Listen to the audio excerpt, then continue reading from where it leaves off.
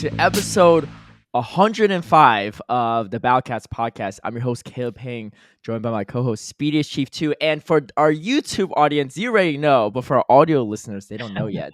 We are joined by a very, very special guest, an official Niantic employee. So they do exist out there that are listening to our podcast. I know we joke about that all the time. We're joined by the one and only Michael Steranka. How are you doing, Michael?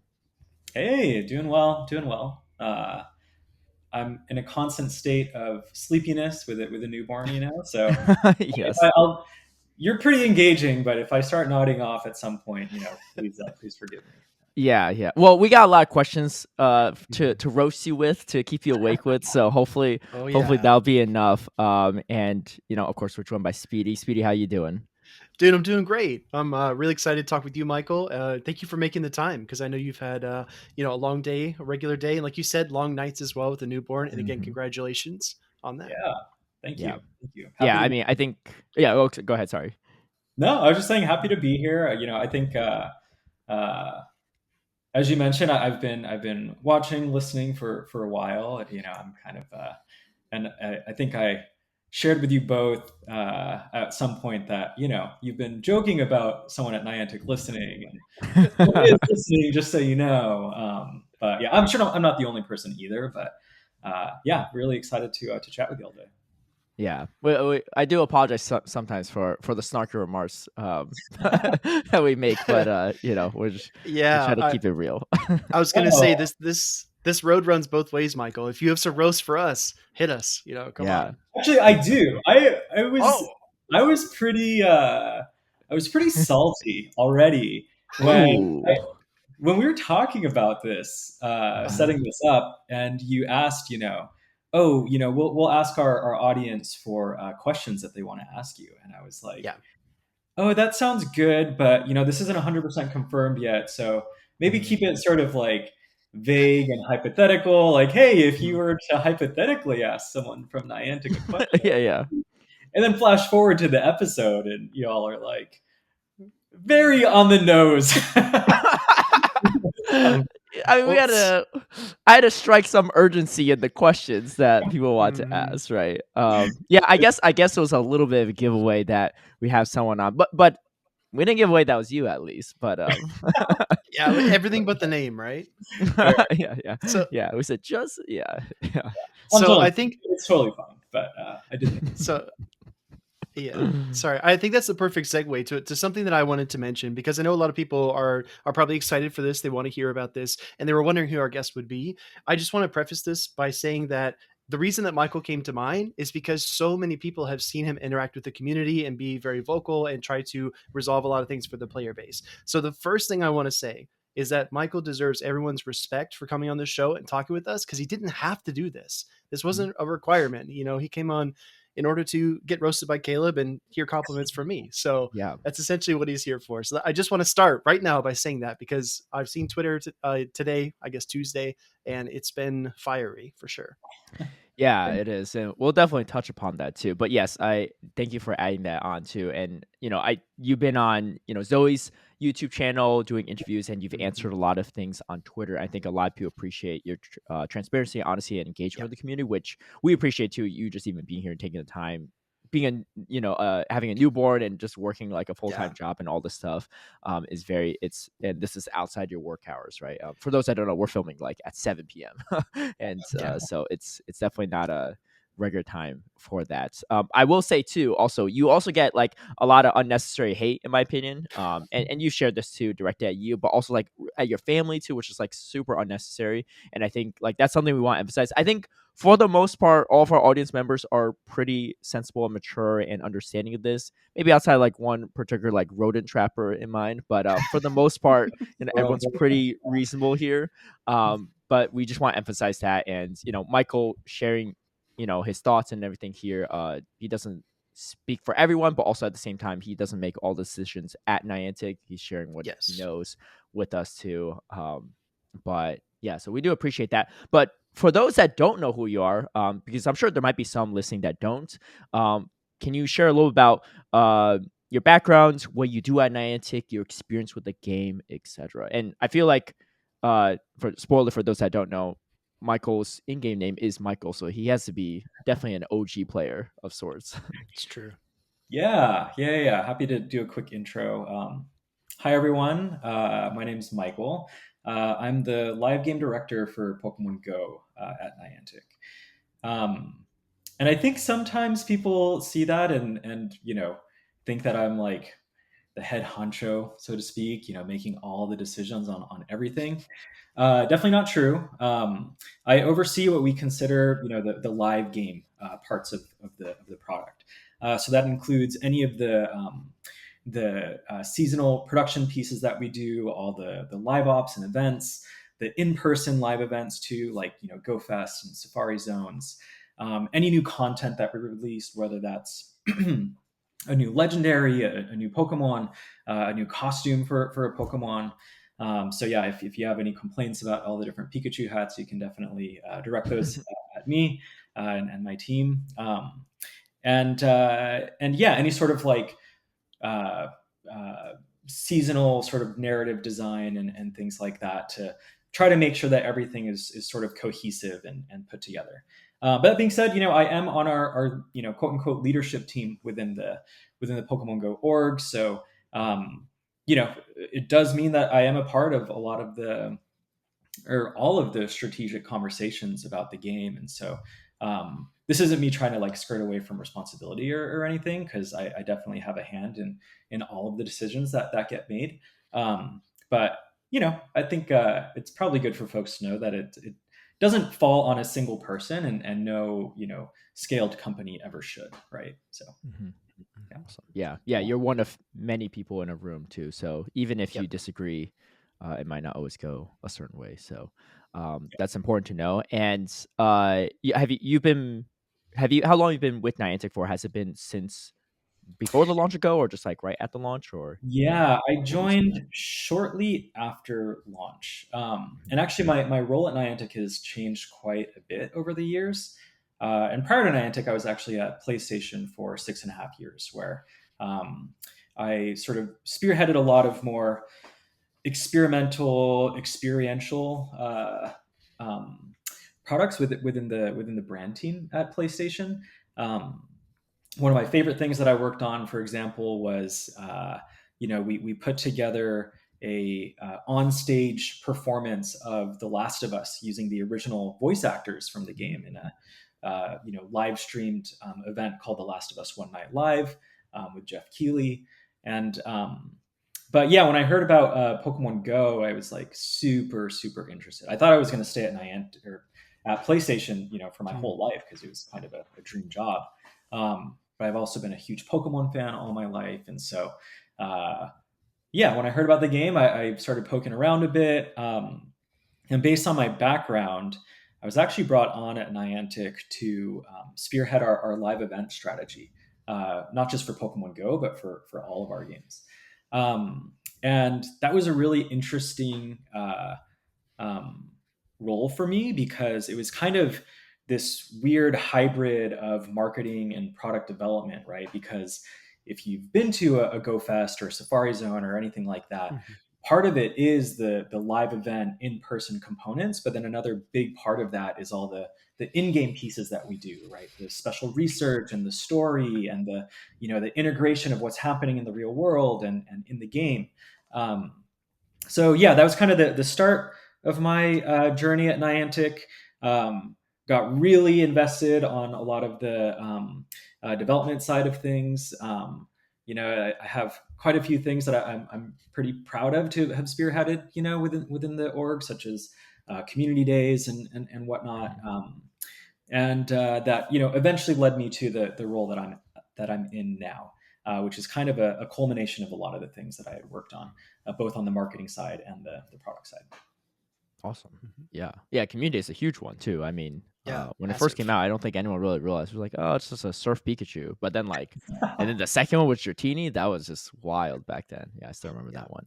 Yeah. Um, before we get into the questions too, I know some people are like, there's a lot of people like, oh, these people at Niantic don't even play the game and stuff like that. So I think like let's establish some street cred for Michael here, right? So I think there's probably three categories you could probably look for here. Well, let's just say I think you're at level 50, right? So that we could like Yep. knock out of the way.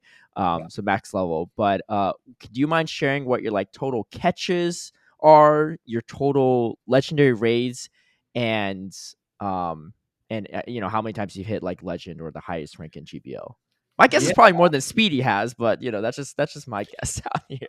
I think Michael's is a lot higher than most people Yeah, oh on yeah, average. Yeah. yes, Yeah. Well, so yeah, I am level 50, total Pokemon caught. And sorry, you did tell me you might ask something like this, and I should have yeah. been more prepared for this. Oh, it's all good. It's all good. Total Pokemon caught, I'm at 130,000, which I Okay. know pales in comparison to a lot of folks. But I have mastered those excellent throws, which helped a lot. Yeah. Nice. XP Caleb just hit 100,000 like last week. So Is that true? 100,000 Panpours maybe, but we'll talk more about that later. Yeah. And then in terms of legendary raids, I'm right under 4,000. So Okay. 3,121. Yeah. Yeah.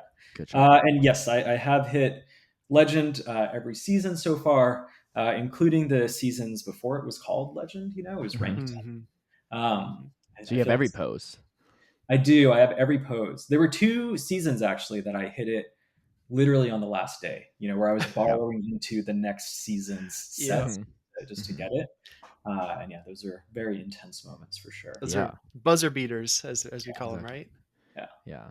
definitely. So for those that are big grinders in the game, they're like, I don't know about those numbers. But for PvP people, they Yeah. know how hard it is to hit legend or the old rank 10. I mean, some of the best players in the world right now don't even have that stat line. So Michael knows Yeah. what he's talking about, especially for PvP. And we have a lot of PvP related questions. I mean, this is mostly a PvP podcast, so we definitely have one of the best employees for this. So to preface all these questions, we asked the audience to submit questions on our YouTube channel, and we appreciate everyone that did. Unfortunately, we can't cover all of them. Right, there were a lot of questions. I mean, Manning himself submitted like a 10-part question that took up like a half a page of like Microsoft Word. So obviously we can't ask Yeah, all those. true. We do appreciate the effort, Manning and everyone else. We have some questions are kind of similar, so we kind of lumped them together. And then there were some that were just like really random that unfortunately is not relevant, and we just have for time purposes. Also, any question that are asked more recently, we probably can't add into it because we had to compile the question ahead of time just so that Mike would take a look at it. But he's pretty open and said, yeah, like let's take a look at these, let's answer them. And we appreciate you doing this. And on top of that, before we even started recording, for those that are probably paying attention to Twitter or just in general, will probably know that there was an increased Pokemon encounter radius that happened about like 48 hours or so ago, especially for like those with Android, 24 hours or so for iPhone users, iOS users. And then Niantic tweeted out that it was an unintended, I guess, like change that will be reverted back in the attempts to fix something else. Of course, there's a lot of chatter on Twitter about it. I would say probably mostly negative, and I think and Michael was very kind to say like like it would probably be disingenuous for us to just pretend like this did not happen in the past 24 hours and Yeah. release the episode literally the next day, not addressing it. So Michael was happy to talk about it. So let's just start off there. So let's talk about the increased Pokemon encounter range increase and recently revert back from the Niantic support Twitter. What's that about? And kind of like what can you share about that to kind of clarify that? Because I know a lot of people are probably very heated at the moment around that decision. Yeah, for sure. I appreciate you characterizing it as mostly negative. I don't know if I've seen a non-negative thing. I think you could have said it's Yeah. all negative. Yeah, honestly, this was a super frustrating experience and moment, even internally within Niantic. Right, we definitely saw a lot of the positive feedback that was coming from players as this was rolling out globally. I think one of the biggest rubs about this was, we had incorrectly confirmed that this was an intended outcome with our content creator group, and so that had already started spreading, within the community, which is probably one of the more unfortunate pieces there. Um, Honestly, what it boils down to is a pretty bad miscommunication internally within Niantic, right? Um, this was intended to be a super player friendly bug fix where as you are, walking away from Pokemon, there was a bug where they would despawn, and if you try to go back to it, like they wouldn't show up again. And so an engineer on the team really wanted to fix that, um, and make that a much smoother experience for players. We've had a number of people write in that they're frustrated at this. They missed a catch because something despawned like this. And as part of that fix, it did significantly increase the encounter radius of the Pokemon. And the reason why that was confirmed as an intended change to a lot of the content creators was because it was an intended bug fix. But I think when that was communicated that like, oh yeah, this is intentional, there wasn't an awareness that it was actually the radius that people were talking about, but instead more of the bug that had gotten fixed. And so I guess what I'll say on this is we've definitely seen a lot of the positive player response there. And that's something that we do want to consider and take into mind as we develop the game. But in addition to that extended radius, uh, that radius in and of itself came coupled with some unintended bugs in the game, right? You've probably seen some people talking about how it really negatively impacts the Go Plus experience, where it's kind of faltering and not catching some of the things in the outer ranges. And that's something where for us, if we are going to make a big change like that, we want it to be intentional and we want to design for it and make sure that it runs smoothly. So what I can say is, we're going to be taking that, feedback from players into consideration. We really want to test things out and make sure that it's the optimal experience. Because, I think a lot of also what you see on Twitter and whatnot are some of our most hardcore and engaged players that do want to grind and catch as many Pokemon around as possible. For a new player, that might be a little bit overwhelming, right? You open the game and you see, you know, 50 different Pokemon around you, and what's that like? Do you know what to tap on? Do you know what to do? And so there's always sort of this tricky balance that we always need to strike. But definitely feedback heard, and I want people to know that it is something that we genuinely do want to look at. And I can't obviously guarantee that this is something that we're going to make permanent in the game, but we will put like best effort forward to uh, test and see like if that is the right move for the game in its totality. Then it's something that we absolutely do eventually want to do. Okay, gotcha. Yeah, and thank you for addressing that too, because I know some people probably just really confused, like why would Niantic say it was intended and not? And I think the miscommunication with the creators and stuff does, you know, explain that part of it. And I do appreciate that even in the Niantic support tweet, they said, while reverting the change, we will take your feedback into consideration, right? So um, I think there's plenty of feedback under the post. So we'll see how it goes. I think we all know what people are leaning towards and rooting for, and as you also as a player of the game, I'm sure you have your own personal thoughts on what you would prefer. But yeah, that's good to know too. Did you Yeah, have for any sure. And again, response to that? Yeah. yeah, You go ahead. again, You go ahead, Michael. Oh, yeah, I was just gonna say, like, I really want to emphasize that, like, I don't want the takeaway here to be like Michael is promising that they're gonna like bring this change back, but I genuinely can promise that we are going to look into it and see what the uh, effects are, both intended and unintended, and make the right decision based on that.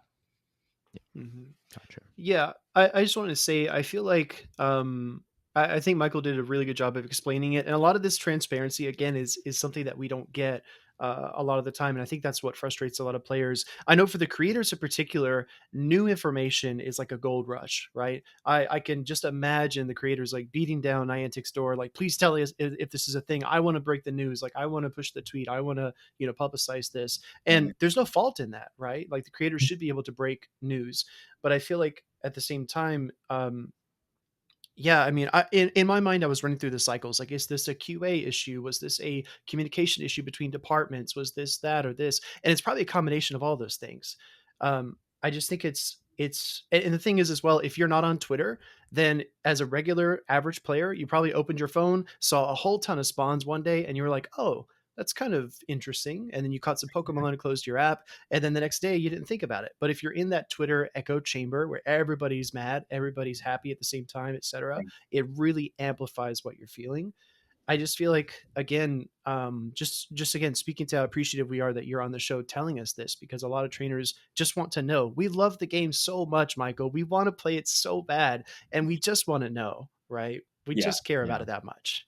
Yep, for sure. And obviously, what I just shared right now has a ton of nuance to it, right? And Sure.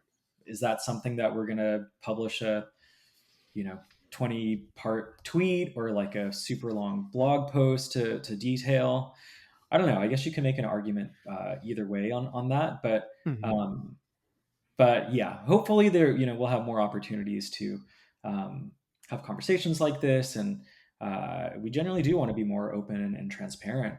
There's not really much that we're trying to hide as we develop this game, and yes, we make a lot of unpopular decisions sometimes, but uh, I think the more deceptive thing would be to not be bold enough to make those decisions and instead try to do like sneaky things to uh, do sort of like end runs to the eventual goal that like we're trying to Mhm. get to. So. Yeah. Mm.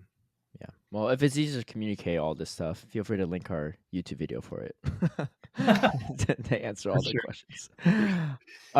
Okay, so getting into the questions too that we kind of compiled and stuff. So a lot of these questions too, the first part of the questions will be questions that myself and Speedy came up with for those that are listening. Mhm. Some of the questions might include stuff that our audience also asked you. So if you hear like something similar to your question, we probably like lumped it in together, and then later on in the second half we'll have questions that are from the community as well. Um so for the time being, we're taking me and Speed are taking ownership. So if you think like, oh, that's such a terrible question, I was like, well, if Yeah. Caleb was talking, then you could blame me for it, right? But so I just want to throw that out there. So to kind of kick things off with a lot of the more PvP related questions as well. So Mhm. something we noticed, especially after the most recent hidden gems update Mhm. for GBL and just Pokemon Go in general, uh, there's a lot of Pokemon that are very centralized in the meta, especially competitively and just GBL, but also in the Play Pokemon tournaments hosted by TBCI and TBC as well across in the Asia area. And so one of them is Medicham, right? It has the highest usage Pokemon in pretty much every tournament these days. It was really high beforehand, but it's even more meta relevant now. Yeah. However, Medicham, along with a bunch of other Pokemon, are just like very inaccessible for newer players. Especially if you're trying to build an XL one, you have to be, well, I think like at least level 31, Mhm. trainer level, and it just takes a lot of dedicated grinding to build, right? And Medicham, Mhm. even if they're consistent in the wild, is hard. But I remember one of our co-casters, Frosted Caribou, that tried out and played a tournament. It was when Mega Medicham was actually in raids, so she actually did Mhm. a ton. She was like always capped out like 9,999 Medicham energy or Meditite energy, because she did all these raids just to get the XLs she Right. needed to build her Medicham, which she eventually did. But it was definitely a grind for sure. And when they're not in race, it's even harder. Mhm. Um, but on top of some of these great league stuff, Sableye also being one of the top highest usage Pokemon these days, Yep. also Mhm. could be an XL Pokemon, like a tongue. Uh, those are the main ones, but they are very salient in Great League, but even more so Ultra League and then Master League, of course, right? Yep. Um, these are all very expensive resources, and so this is Yep. something I always think about: is how do we get newer players trying out, right? I think we had one of our judges as well played in a Pokemon Go tournament for the first time, their first time, and also was very expensive. And they commented on Twitter on like it was a great time, but like there were some barriers in making it, right? Yeah. Registeel, a Pokemon that's a legendary that's not always in raids, right? Also something that Mhm. is very meta relevant. So I guess my question is, does Niantic have a plan to help improve accessibility for competitive play and help bring newer players into PvP, right? Because I think if we get people excited about it, we'd love for them to join, but then we're like talk to us in a couple months when you're level 31 and like have all the Excel you need a few months after that, right? But also something that also relates to this is how this increased accessibility potentially down the road can also allow for potentially Ultra League and Master League formats in the official competitive circuit. So like for like Mhm. VGC, for example, they have like every year they kind of expand what you can use, right? In that third Right. year before they Mhm. have a new game, they have like all the legendary and mythical you can use and stuff like that, right? So like it kind of just builds, and like I think it'd be cool if we had like a 3-year cycle where like on the third year we have a Master League meta, so we don't have to worry about Metacham meta anymore because there's just Mewtwo everywhere instead, which is maybe a whole different problem. But as it speaks right now, a lot of the trainers, even some of the best PvP players, cannot afford Ultra League nor Master League, Yeah. myself included. But yeah, so I know it's a loaded question, but just No, general no, it's accessibility for newer players, especially in the PvP realm. yeah. Honestly, really great question.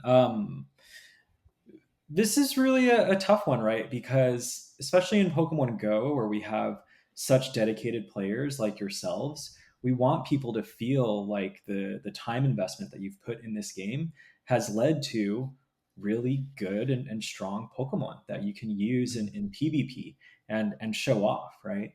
Um, I think we've tried over the years to ensure that there was at least some semblance of a balance of accessibility versus these, uh, more aspirational Pokemon that you want to work towards as a new or sort of maybe middle of the road trainer. Um, but things like Swampert, Noctowl, uh, Lantern, right? Like a Yep. lot of these other Pokemon that are very top of the meta are pretty accessible, and we do try to make sure that they're, spawning on a seasonal basis. So I think there's also the sort of base stat product that any Pokemon has really determines its level of efficacy and um, how much total bulk and power any Pokemon can have. So we are a little bit hamstrung in that regard. Um, but ultimately speaking, we do want to really try to strike that balance, right? Where like there's sort of that starter set of PvP Pokemon that people can see on stream and say, I actually saw, Chincho spawning the other day. I'm going to catch a bunch of those and create my lantern. But then there's a couple things that's like, oh, I don't have that, or, I can't really work towards that just yet. And, it becomes hopefully a motivator to try and grind and build to that. And again, we also really do want to reward the players who have been playing and grinding for a long time with the really great stat product Pokemon. Mhm. But I think generally speaking, I do agree. I think PvP in Pokemon Go has a lot of accessibility challenges in terms of being able to compete at the highest level. Uh, it's not really a super easy problem to solve because of that balance that I just mentioned, right? Of like Yeah. wanting people to be able to jump in while also wanting to reward your most engaged player. Um, so yeah, I don't know if that answers the question or if that kind of at least illuminates some of the thinking but behind the balancing. But Mhm. yeah. Yeah. So when we were developing this list of questions, I went through and I tried to guess what some of your answers would be to some of them, right? And I'm surprised you didn't say something that you've said a few times before, which is that you want Pokemon Go to be a forever game. You Mhm. said that before, correct? Yeah. Uh, in the sense that trainers can continue to play it every single day. And I was thinking about my own play style, and I was saying, well, I really want to build a max level Kofagrigus and a max level Runarigus, but Right. I only got like three or 400 XL candy for Yeah. Yamask last year. So I have to come back and play the Halloween event again this year. Right. Right. So in that sense, players keep coming back to playing these events. I have a really cute story from GoFest Seattle last year where there was this young man. Caleb probably remembers him. This young kid was just asking me like question after question after question, just constantly, right at the PvP arena, and he had so many questions about how to play. He was so invested. He came there with his grandpa that day. It was really, really sweet to see them at GoFest together. And he showed me his Eevee. He said, I want to play Umbreon. And he shows me his Eevee. Oh. And I'm like, okay, this could be really cool. And I look at his candies. He's got like 14 Eevee candy. Yeah. I'm like, all right, kids. So in order to play Umbreon, what you need to do is first you need to catch like 100 more EVs. Then you need to evolve it at night. Then you need to use an elite charge TM to get last resort. Then you need to double move it. Then you need to power it up. There's just so many steps. Let's not forget, right? you gotta walk 10 kilometers too. Thank you. That too, right? So like all these different things. And what was ironic about it is that, he continued to ask me questions, and eventually I was like, you know what? He didn't feel like he could play. So I gave him my phone and I said, here, use any of these Pokemon to go compete in the battle tower and just have fun. Excuse me, the battle arena. And he went and he swept the battle arena and got one of the little sheets with the codes. I thought that was such a cool moment because he was so invested, wanted to do it, but realistically, he would have had to play the entire weekend. He would have missed the battle arena because it's just not accessible. So in my mind, the way that I saw you answering the question was Pokemon Go is a forever game, keeping players coming back, enjoying the game time and time again, versus building a set roster and then feeling like you've completed the game because you have all the Pokemon you need, and then you just put the game down. So the balance is kind of like somewhere in the middle, right? Yeah. And I think there was a little bit of that in my response too, right? Which maybe not necessarily the forever game piece, but wanting to reward the players that have invested, a ton of time and effort in the game. So I think those two things are kind of part and parcel, right? But yeah, I do think it's a really good point, and it's a tough one to balance for sure. Because I've also been in similar situations where I'm trying to, someone who just started at Niantic and wants to get into PvP, and I'm trying to like help them build a team. And I'm like, oh, you can't really build that one. Let me see what other Pokemon you have. Like, okay, this one's already close to 1500, so maybe we can make this one work. So yeah, I definitely agree with the overall sentiment on this, but I hope folks can also understand some of the challenges that we face when trying to balance both for newer players who are super interested and wanting to dive right in versus also wanting to make sure that you feel like you're, a Pokemon trainer that's actually out and training your Pokemon and like working towards that and building a strong roster over months and years. So yeah. But I will say too, like to what you just mentioned, should I call you Will or Speedy? I don't know what the. Oh, you can call me whatever you want. You're Michael. I'll be Will. Okay. But yeah, what you just mentioned too around the Cofagrigus piece, right? I was actually chatting with Enhoff the other day about this, and it was kind of funny. She mentioned that she was really annoyed at the introduction of XL Candy when it first came out. And it's like, oh my god, I have to, grind all of these things, and it's taking forever to power it up. But what she said was like, but at the same time, it was probably the first thing in years in Pokemon Go that actually got her out again and like finding nests around, her city, so that she can actually go and catch these Pokemon and, trade them with her friends and whatnot. So yeah, it's a tough one. I think that there's a strong motivation, right, to want to have the strongest Pokemon for some people, and we do want to lean into that versus making it just so easy that anybody can come to the table with the top meta team, in their first week of playing Pokemon Go. Yeah. Yeah, Absolutely. I will say too, during Worlds last year, and myself and Speedy were commentating it, so we didn't really get to participate this ourselves, but they had these kind of like special research or temporary research where if you pick a certain path, you can encounter PvP Pokemon like Scroopy or something, or Drapion or like Jellicent, right? Like different like Pokemon that is decent in PvP, maybe not the top meta, but pretty solid, right? And it was kind of a cool way for those watching Worlds to like get some resources so they can also GBL while watching, Worlds and stuff, and have something for those that are inspired, which I think like ideas like that I think are really cool ways to do it. I know we have Spotlight Hour as well, right? But it'd be cool if we had like a PvP hour where like for like 1 hour, they're PvP spawns, right? There might be Metatites like once a month spawning, or like Sabewise, stuff like that. I don't know. Feel free to take my idea and say it's your own, Michael, if you want to. I don't mind. If anything like that. But one of the super. Yeah, go ahead. Yeah. I think it's super interesting, and Yeah. it was very intentional, right? During Mhm. the WCS last year, we knew that a lot of people were tuning into PvP for the first time for many, Mhm. and might be interested in participating. So we wanted to give them a path forward to getting a little bit of that, starter pack, right? I think Mhm. Galarian Stunfisk was one of them too, which Yep. is Yeah. also like very easy to power up to at least 1500 if you want it ultra. Mhm. It's a little challenging, but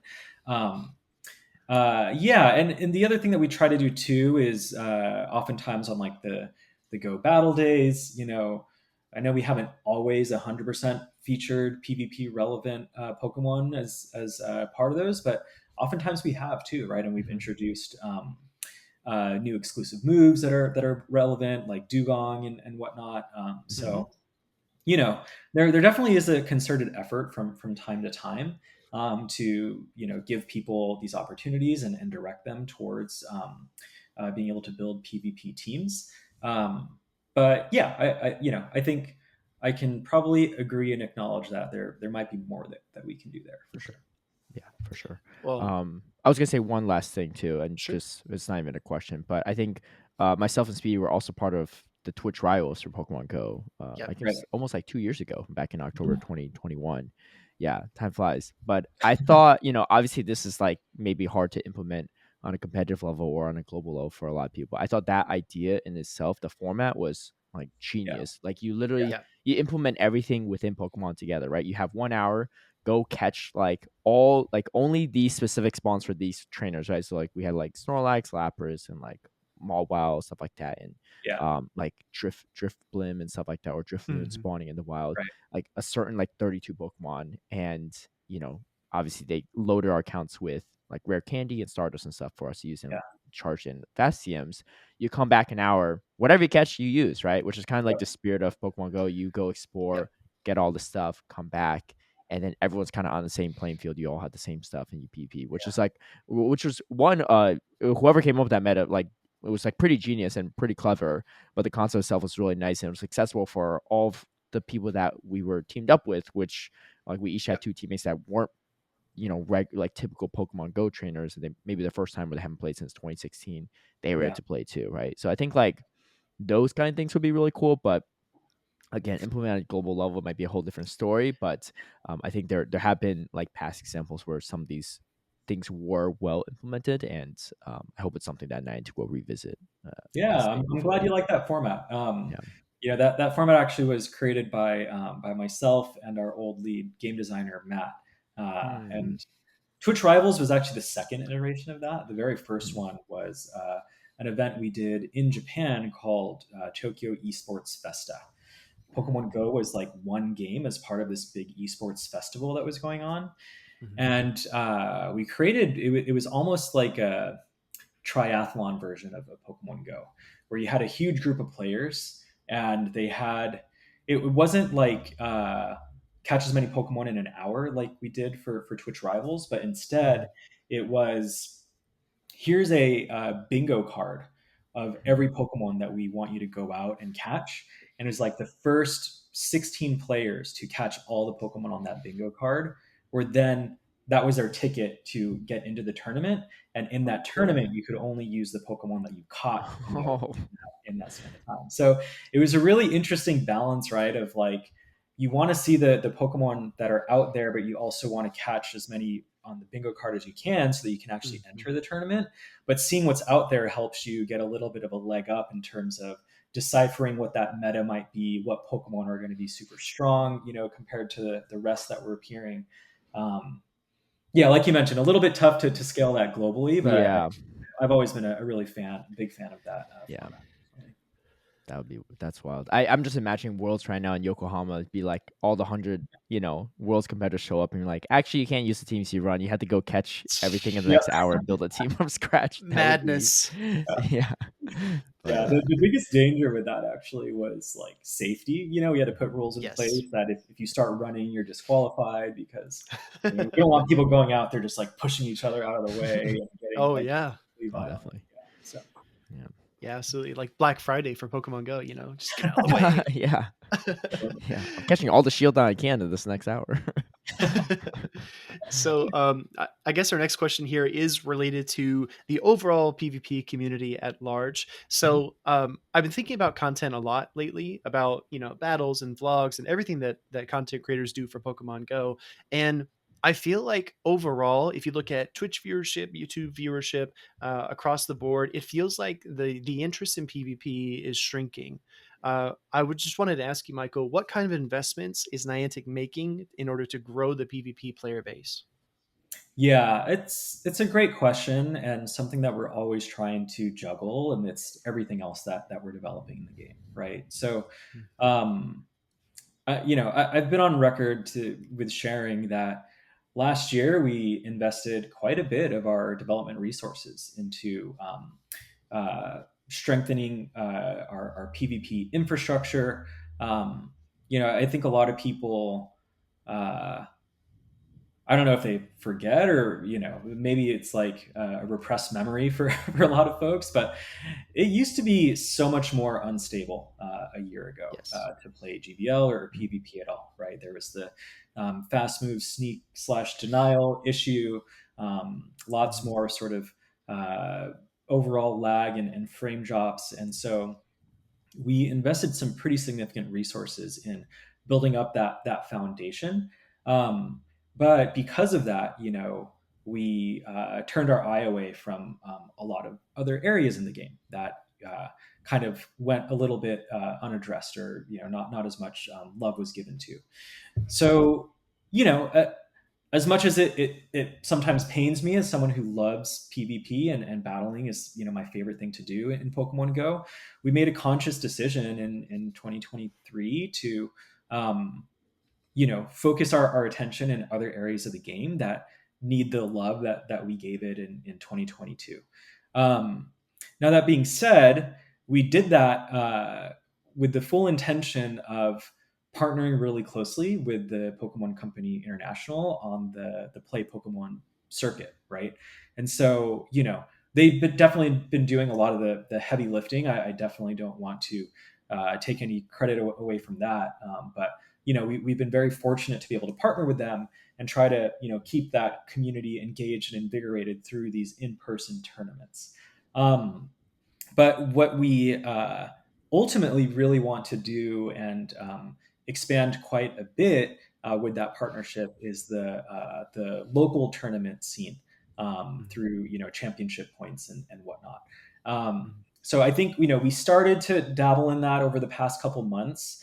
We definitely want to blow that program completely out of the water over time. Mhm. You might see some more efforts in that case, or in that area over the next few months.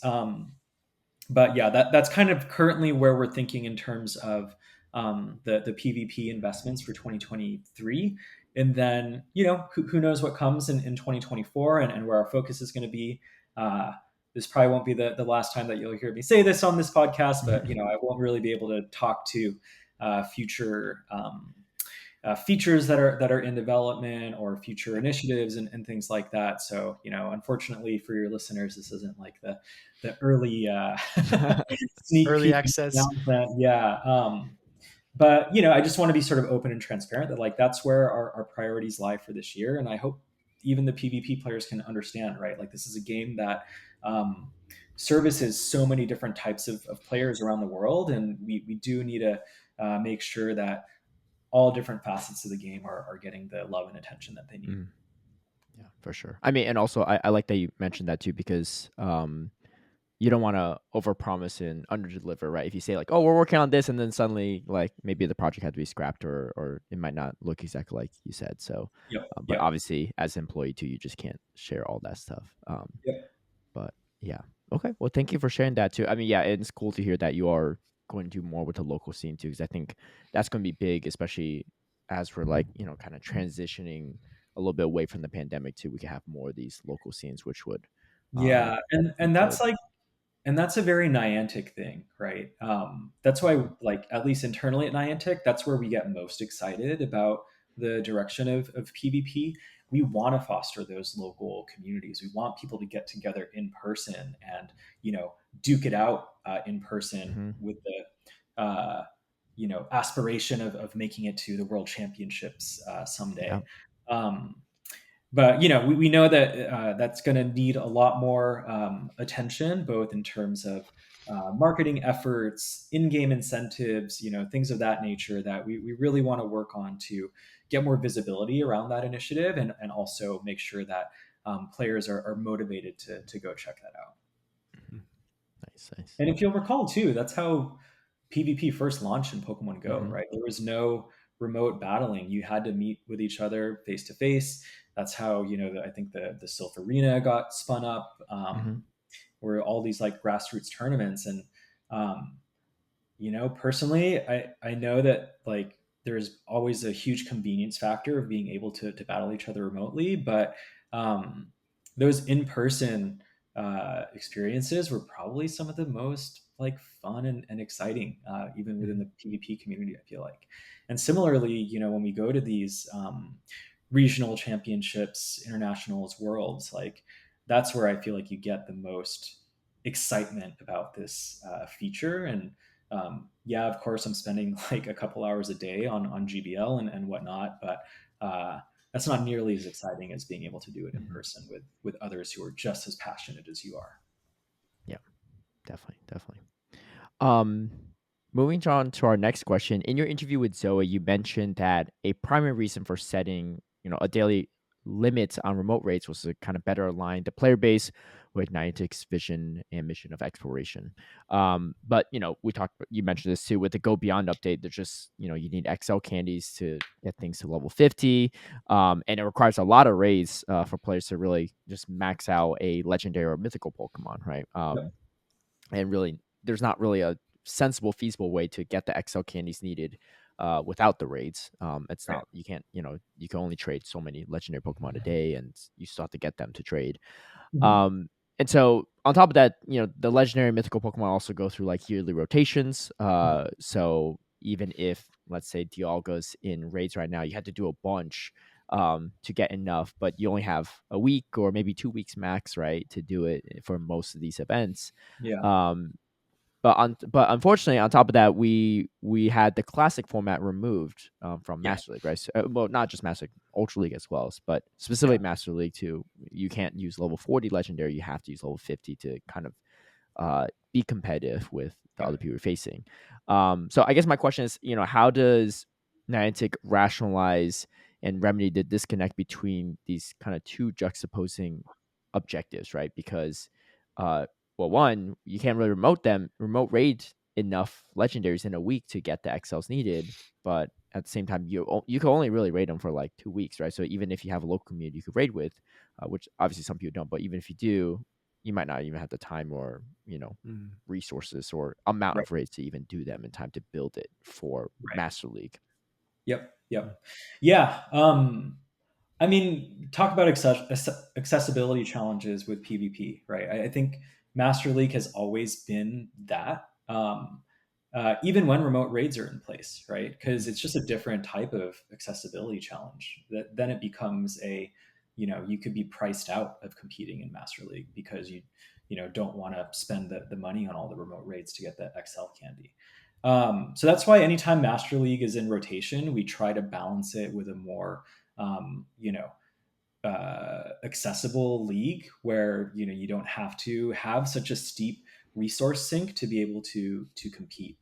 Um, and so, you know, I definitely hear and acknowledge the challenge that the remote raid cap has introduced as it pertains to Master League Pokemon specifically. In some ways, we did try to remedy that by giving you quite a lot more XL candy when you raid in person. I know that there are some players around the world who aren't able to put raid groups together in person. But we are trying to like find ways to fix that, right? This might have, I don't know if this is something that either of you saw that got announced today, but we just rolled out Campfire globally, right? And through Campfire's global launch, we also released a feature called Team Up in Pokemon Go, where you can actually go to a raid and it will allow you to find remote raiders that are interested in a nearby radius around you. So you no longer need to uh, rely on trying to get different people around the world to try to join you, and you're less sort of limited on that daily cap, because in theory, if enough people are interested, they're able to like hop in and support, no matter where you are around the world. So, that's sort of one step towards remedying this issue. But I also think that the underlying challenge that you mentioned here is actually to do with XL Candy accessibility, Mm-hmm. right? And that's an area where I think that we need to do a better job at making XL rare candy in particular easier to get for players.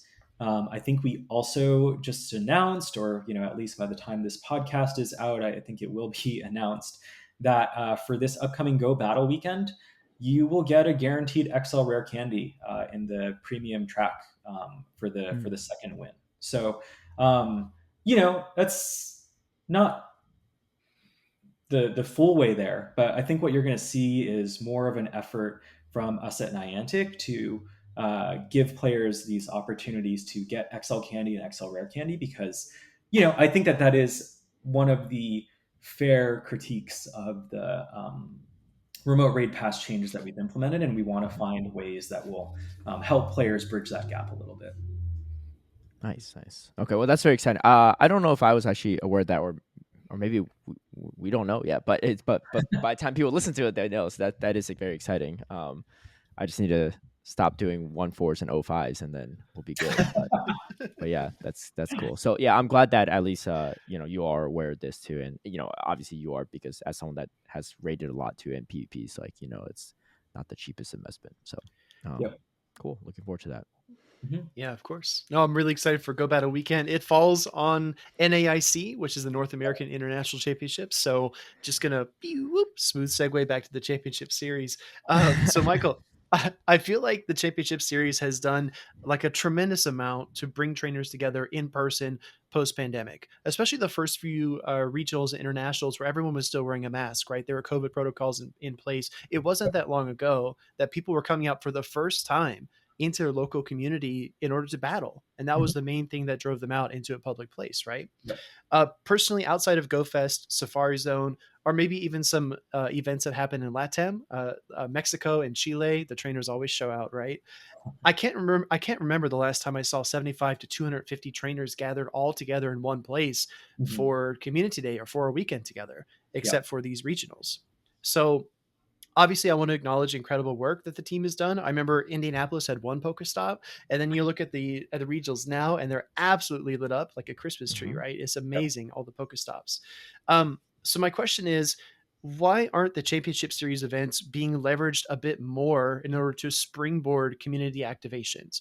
And in my notes here, I said it feels like a great opportunity for Niantic to send representatives to coordinate communities that are local, inform trainers, inspire them, educate them on how to get into PvP. And I feel like, again, you already have all these trainers gathered. It's Niantic's bread and butter to gather people in person. And I just feel like the championship series, I think what the work so far has been great, but I think it really deserves more love. Yeah. No, I definitely see your point there. It's a bit tough, right? To the Pokemon Company International's credit, TPCI's credit, they really stepped it up this season with the championship series. There's like a tournament almost every weekend somewhere around the world. Mhm. But I think because it's so frequent, it's pretty hard for us to ask employees to give up their weekends to go and travel and engage with players. So from our perspective, we want to lean into the event itself to help foster that, to bring people together. As you mentioned, we're trying to do what we can to scale that support by bringing more in-game experiences and spawns, right? And I do want to give a shout out to Lex and Eric and Maddie from the Niantic team, who have really been putting a lot of effort towards not only populating them with Pokestops, but also giving these incredible Stardust bonuses at these events, and Mhm. fun regional spawns that you can catch. So if you're traveling from out of town, you're able to expand your collection and things like that. But yeah, and I would love to go to more of them myself, but it's a little bit challenging to convince my wife to give up so many weekends with a newborn, in tow.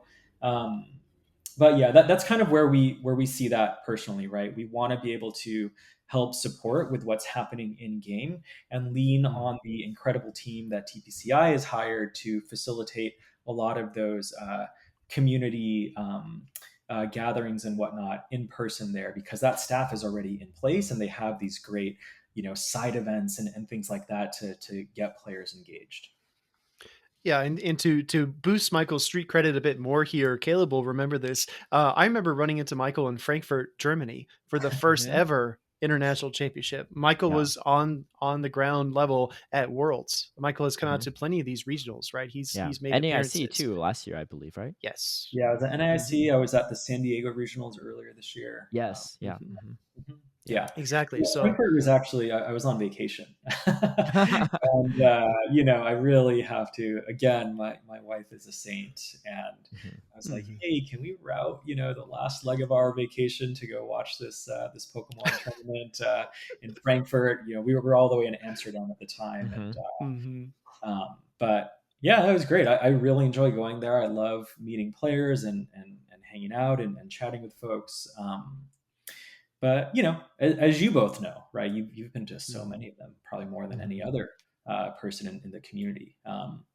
They can take a toll, and those are weekends that are kind of going into that. And for our Niantic employees that are nose to the grindstone 5 days a week, saying we'd like you to also go out and take up your weekends to engage and support these initiatives is a bit much.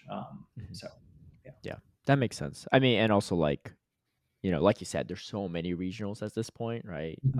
That I think that's a tough ask for anyone. Yeah, I do remember actually EOSC last year was the first time I think both of us met you too, which was I think so. Yeah, I do apologize too because I was definitely falling asleep at dinner from the jet lag while talking to you. But I actually have very vivid memories of looking over at you, and you're like sitting very straight at the dinner table. Your eyes were just shut. I was like, oh yeah, he's jealous. Yeah. Yes. I think Caleb fell asleep in the cab, if I remember right. Oh, I've fallen asleep in a couple different Ubers. Let's just put it that way. I don't even know which one. Brazil as well too. That definitely happened. I guess my question kind of ties into this a little bit too. I think you kind of alluded to it, so maybe it's there is an explanation ready for it. But with the regionals and internationals, especially this year, right? Last year, I don't think this was a specific spawn theme. I do. First off, I do appreciate like the amount of spawns, the amount of Pokéstops, the amount of gyms too. Right? I remember before we went to Vancouver for that regional. I don't think Speedy was there, but I was commentating. It was the same weekend as Reggie Drago, and I was like, if anyone at Niantic's listening and loves us, like, please set us up with some elite raids because this is right during our first day of the regional. And there's like no way we could go out and raid if you're at the venue or if you're judging or if you're commentating, etc. And there were like 3 or 4 Reggie Dragos right on top of the venue, which was nice. I was just like, when I wasn't commentating, I was just like battling them in the backstage, which is great. So I do shout out to the people that you mentioned, everyone responsible for with all these like in-game spawns and everything, and the double dust is great too. I just gotta say though, and we've joked about this before, but there's a lot of Panpour, Pansage, and Pansear spawns, right? Is there a particular reason why there's so many of them? I guess maybe you said for the regional basis, but I mean, I'm just like leaning into the meme at this point that I'm going to be the world's like most XL Panpour carrier in the world. I'm not a big grinder, but I think I've reached that mark, and if not, NAIC will definitely solidify it. I'm at 3100 XL Candy Panpour at the moment. I remember you talking about that in a previous episode. Yeah, I should probably look in the data and see, if I can confirm that you have the most. Oh, yeah. You're definitely in the top 0.0001%. Yes. Yeah, I mean that's pretty much it, right? Like that trio essentially covers the entire world in terms of if you're traveling from somewhere, you will find like one of those or two of those three will be something Hmm. that is not local to where you live. Hmm. Mhm. And because of how frequently these tournaments happen, we do have to come up with a scalable way to support it, right? We can't really um, create a custom spawn setup Yep. for each tournament based on where they are. And so this was, what we felt like was a pretty good solution to that. Okay. Gotcha.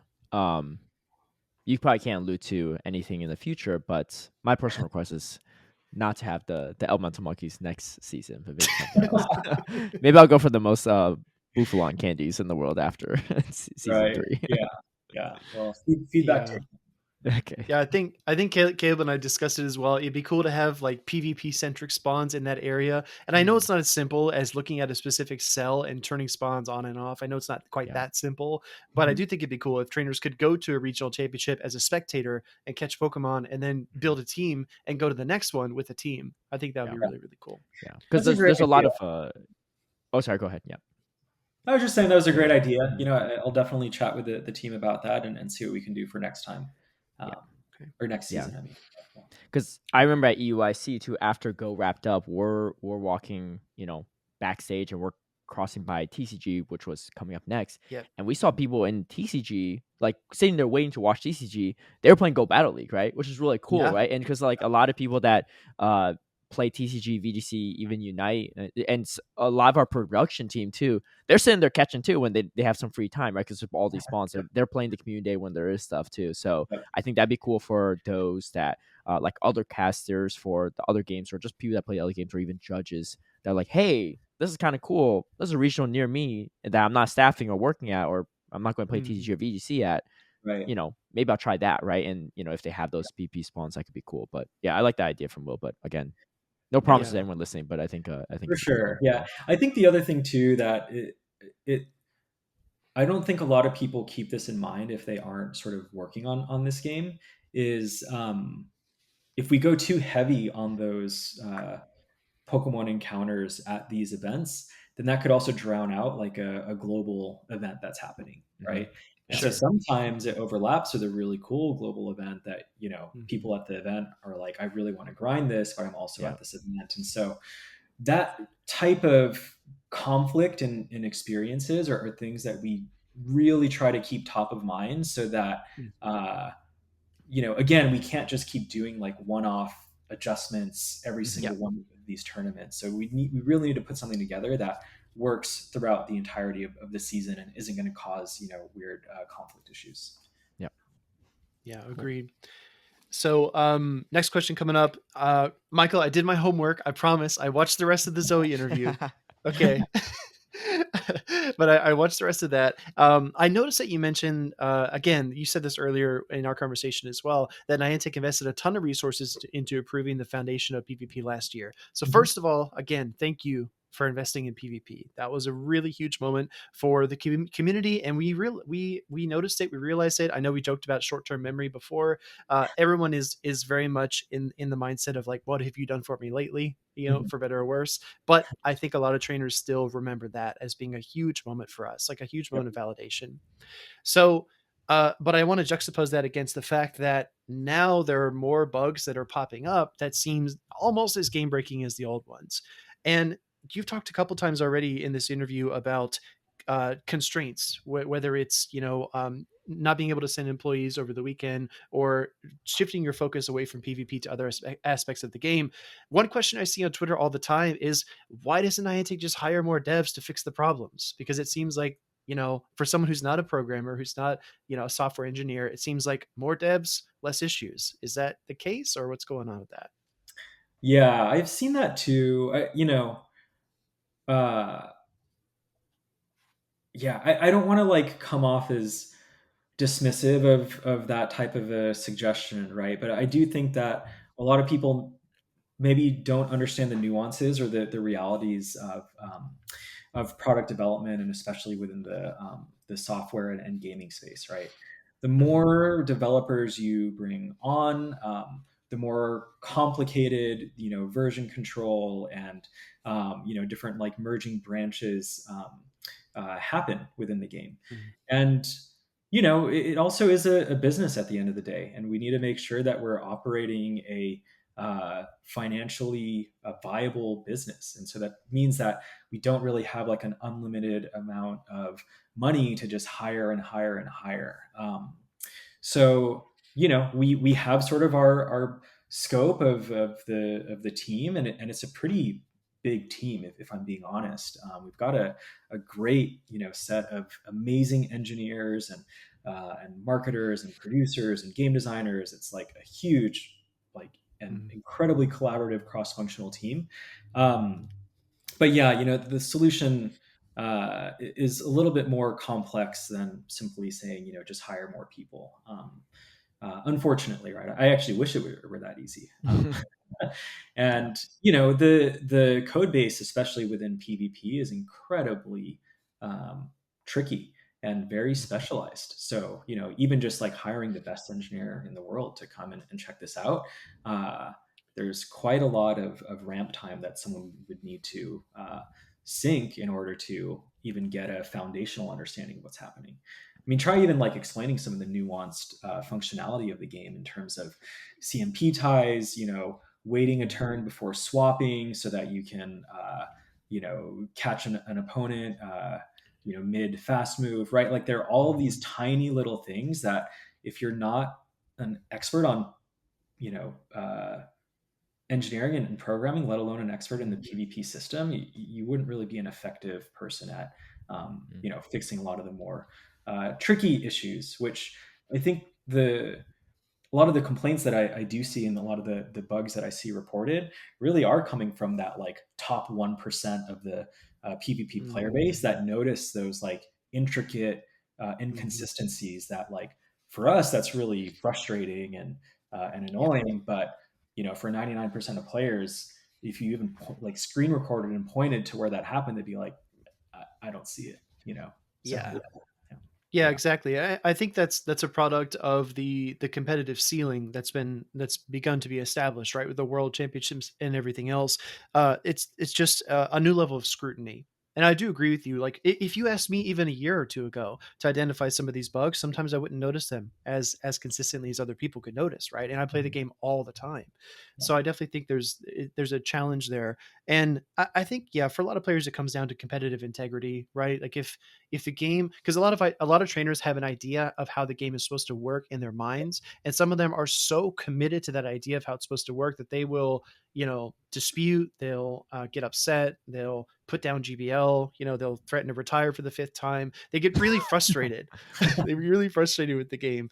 Yeah. And yeah, I know I wish we could just snap our fingers and have it fixed, but obviously, like you said, just hiring more people and teaching them the basically like teaching them how to solve this puzzle and then putting them onto daily chores or daily task, I should say, is just really challenging too. Yeah, Yeah. for sure. And don't get me wrong, uh, I've had my fair share of molding in GBL, and yeah, so I totally get it. But it's a tricky one, and also I think I mentioned this to you both, even in Frankfurt. We were talking about similar things, right? Mhm. Um, Sometimes I do think players underappreciate the complexity of building such a fast and snappy and responsive system that functions across hundreds of different types of devices, across varying degrees of internet connectivity all around the world, right? And that is really, really difficult. Mhm. Because how do you know when something is a game issue versus your hardware issue versus your network Yeah. issue, right? So yeah, it's a trade-off. Pokemon Go could have easily had a more traditional turn-based RPG Mhm. battle system that would be Yeah. flawless from a execution standpoint.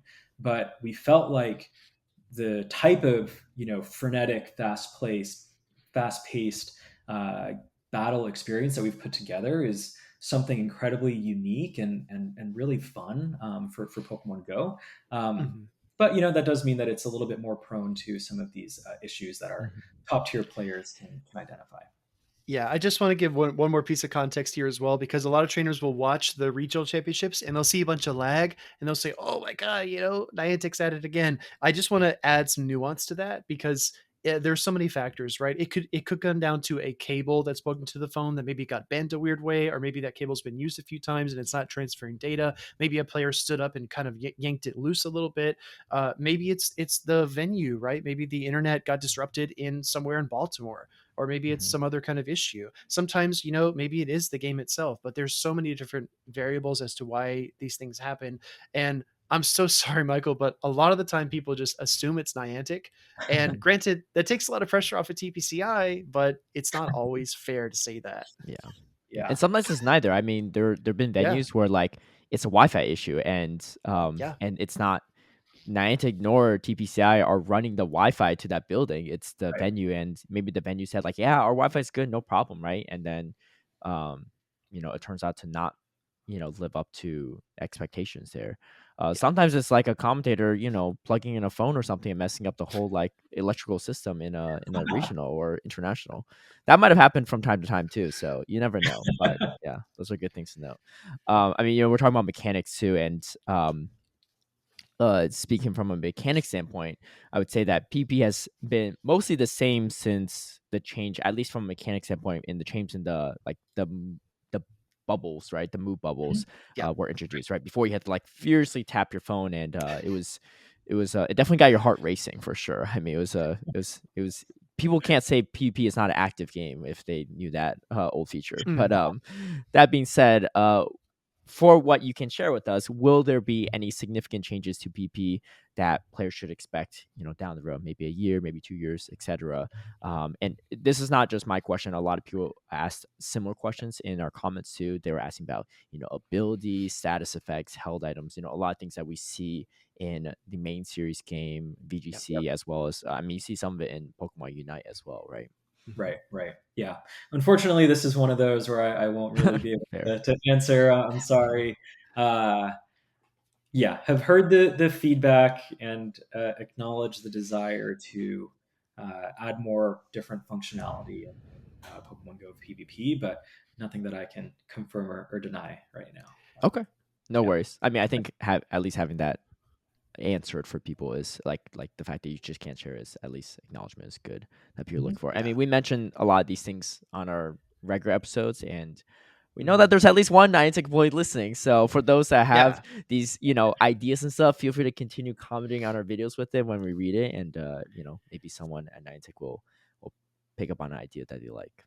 Yeah. Yeah. I mean, the worst thing that Michael could have said is no, nothing planned at Yeah, all. Period. exactly. Yeah. Then we would know, right? But okay, so again, kind of limited in the scope there, but I think that's a solid answer, like you pointed out, Caleb. Mhm. Speaking of Caleb, Michael, so there was a I want to talk to you one on one. There was a regional championship Oh boy. recently in Fresno, California. Oh yeah. And one of our fellow casters actually made it into the grand finals. So first of all, 2 grand finals appearances in one Yeah. season, super impressive. Yeah, but no win. Secondly, A little disappointing. secondly, I what's know. I don't more have that impressive. T-shirt in game. That's killing me. Secondly, what I found even more impressive though was the 0-6 run that caster went on in the grand finals. Did you have a chance to watch the stream? I did. I did. I was rooting for you, Caleb. I was too, but at a certain point, even I had to give up on that one. Honestly, I mean, but super, super impressive. Mhm. I believe the trainer was Elite, right? Hmm. Who, Yep. Yes. who ran it back. My God, imagine coming from losers bracket and going Hmm. on a 6-0 running grand finals against Caleb of all people. Like that was as much as I'm always the person that's rooting for the underdog. I want it to be as Yeah, Yep. yeah. close of a Me battle too. as possible, but Mhm. that was just really impressive to see. So Yeah. um, props to him. Mhm. I'm sorry, Caleb, It's for all good. you. Yeah. Um, I mean, but rooting for underdog, I felt like the underdog in that matchup. Like, I don't. I was like, I think if he had to reset the bracket 3 times, he would have done that easy. Yeah. But No, yeah, I we'll see. I had seen I'd seen Elite play in Go Battle League Arena, the grassroots tournament that I host, and it's really fun to watch these trainers come from Go Battle League and then go to Show 6 and actually do really, really well. Oh, yeah. Speaking of trainers coming from Go Battle League and going to Show 6, Michael, I know you've got a newborn, and I know the getting a weekend off is tough, but I think everyone would like to see you compete at a regional one day. Yeah. It's a little bit of a conflict of interest, I think. I have joked though before that maybe one of these days I'll retire from my job at Niantic and just take up, competitive Pokemon Go PvP. That'd be a lot of fun. But Yeah. yeah, unfortunately, I think it'd be a bad look, right? If Mhm. a Niantic employee comes and you know goes far, like imagine being eliminated by a Niantic employee in the tournament. So yeah, I unfortunately don't think that is in the cards for me. But I did have an opportunity recently to play Show Six, Bring Six, Pick Show Three. 6, pick 3, yeah, or Three. bring 6, you can say too. Yeah, at the PJCS tournament in Japan a couple weeks ago. That's true. That was a lot of Yeah. fun, and I now understand how intense it is in terms of like just like the nerves and the pressure of being on stage and like cameras pointing at you. Because I look back at my gameplay on that battle and I was like, oh my god, this is so my fast move, my charge move timing so bad. Oh, there's another wing attack that snuck through. Like, what am I doing? Um, it's like I don't make these mistakes when I'm sitting at home, in bed, Yeah. and, like fully focus on what's happening. But yeah, it was a lot of fun. I wish I could participate in more of those. Maybe more exhibition type things like I did Yeah. at PCS could be interesting. Yeah, I mean, I don't think anyone even noticed the wing attack sneaking through. It's more so they remember the double bamboozle with the Volt Switch Mew with what was it, Grass Knot and Rock Slide, like Yeah. the near Yep. perfect coverage into the team. So that was definitely fun to watch. So yeah, Yeah. and for those that are wondering too, like even like TPCI employees, like they're not allowed to compete as well too because they work for the company too. So but if you ever end up competing one day, Michael, and you're worried it's a bad look, if you face me, just bring all week to Bastion, and I'll get the message. I'll make sure that you don't take out too many competitors. Sounds good. Sounds Yeah. good. Yeah. For that Um. view, I do want to give a shout out to my friends Bopper and Jibaku, who, Mhm, um, they were helping me theory craft my team of 6. I knew that I wanted to bring my 2 favorite Pokemon, which were Machamp and Mew, mhm. and based on our full roster of 6, we were trying to think of like how can we cover some of the gaps and weaknesses with Mew's unique opportunities there, and Yeah. I just couldn't believe how perfectly it worked out. Like, Yeah. I did have to go down in shields, Uh-huh. to take out the knock, Yeah. Yeah. but then he didn't even shield the grass dot on his. Yeah. The 1v2 there is very satisfying. Oh, that was Yeah. just That was beautiful. perfect. Yeah. It's special. Yeah. Um. Yeah, I mean, hey, if you're down to exhibition stuff, I'm sure TBCI would be happy to make it happen at a future tournament. So we'll see. I mean, I battled Speedy at exhibition battles too, and Mhm. he's actually battled quite a few times. He's still looking for his first W there. So we'll Yeah. see. Yeah. Sounds good. I'd love to see Michael battle some of our producers. That'd be fun. Yeah, Yeah, that's yeah. for Let sure. me know. You have my contact info. So All right, sounds good. We'll pass all the info on to TBCI as well. yeah. Um, so we've mentioned this, and if you've heard our podcast a couple of times, you probably heard us talking about this, but we'll often comment about kind of the declining value of items in boxes being sold in the shop, right? Well, just really just the box value itself and then what's in it. And in the past few years, we've seen a lot of much better boxes being sold. But instead of the boxes improving in quality over time or staying the same, we've kind of seen the opposite, right?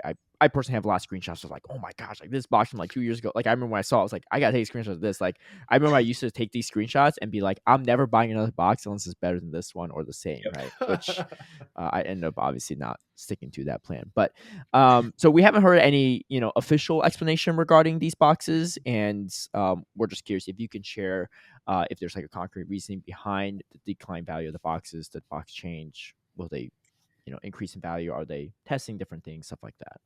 Yeah, yeah. That's a you know, that's definitely one of the harder questions I think to answer, because I really don't want to get too into like monetization and things like that within Hmm. Pokemon Go here. What I will say is it's always tough because you always have the best deal at some point that goes out that players reference, right? It's like, Hmm. how come we can't get this bundle again? It's like, well, that was like a Hmm. really special, like huge discount that we offered, and we can't always, be offering things like that.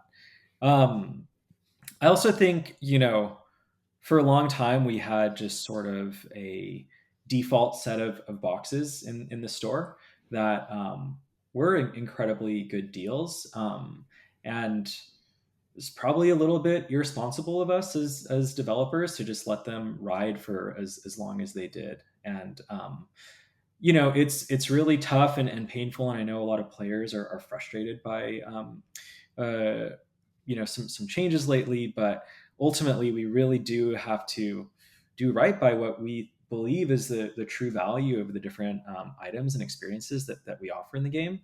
And we're also always trying to test things out and dip our toes over here, and see what works best. But yeah, that's probably the most I can share on that front. We are always going to be trying to come up with different bundle offerings and different amounts of value offerings. We also launched the web store, which you'll be able to get better discounts from now and in the future. And I know that there is a little bit of snarkiness on this podcast about the web store specifically, but yeah, like ultimately we do want to offer the best value possible through that, because that savings that both Niantic and players get by Hmm. purchasing there, right? Instead of yeah, going through like app stores and things like that. Yeah, like I mean, regardless of what people think about the online store, like if they're trying to buy Pokecoins, like it doesn't make sense to actually buy it through the app rather than the store if you're able to. So, still something there. Okay, well, cool. Well, we appreciate you sharing your thoughts on that. I think iconically, the first time I ever said the phrase "hot garbage" was around the boxes. So at least from a content perspective, it did add to the podcast there. So we'll see. But that pretty much wraps it up for our questions that me and Speedy came up with, and the remaining ones are questions, for the most part, besides maybe one more to wrap it up from Speedy, are questions from our community and our listeners and viewers. So myself and Speedy will just tag team back and forth, like just popcorn Sure, back and forth on these. But yeah, sounds you good. could take the first one, Speedy. Yeah, for sure. So, Michael, I have a theory about this one, but I just wanted to ask you and see what you thought. I hear this a lot, not only from people in the comments, but also from other creators. They just wonder why bad moves exist, like bad fast attacks, bad charge attacks. Like, why does Azumarill have Rock Smash if it's useless? Or why is Twister such a bad dragon move? Can Right. you speak to those moves and kind of like the depth of fast and charge attacks in Pokemon Go in general? Sure. I probably don't have like the deepest answer for this one, other than everything's relative, right? And the good moves are good because they're relatively better than other moves in the game. And so without those relatively worse moves, none of yeah, none of the moves would be quote unquote good. Um, and at the same time too, we don't want every Pokemon to have the exact same energy generation, exact same charge move and fast move, damage output. We want there to be a variety in the game. um, it also gives us balance opportunities in the future, right? To make something that might currently not be super viable or meta relevant, and completely flip things on its head.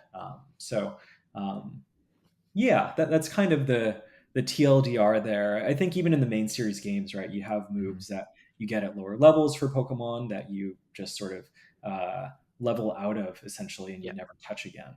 So you always want to make sure that there are moves that it's like, oh, these are the good ones, and Yeah. I think that's also a really important part of learning and discovery as a player and as a trainer, and feeling that sense of mastery of I know what is good in Pokemon Go, because I have done the homework, and I can like rule out these moves and know that these ones are the ones to Mhm. lean into. So Yeah, to me, this has always been a question. I feel like a lot of trainers will say, well, "Why don't we just have like a wild Mewtwo around every corner, or why isn't every event like the most jam packed event of all time?" It's because it devalues the things that come afterwards, right? And if you look at previous Pokemon games, the Pokemon in Pokemon Go, I think Pokemon like Hypno or Mew probably have the most in terms of availability of charge attacks. Maybe you can make an argument for something like Weezing, but if you look at the main series games, they can have dozens and dozens and dozens of attacks that they can learn.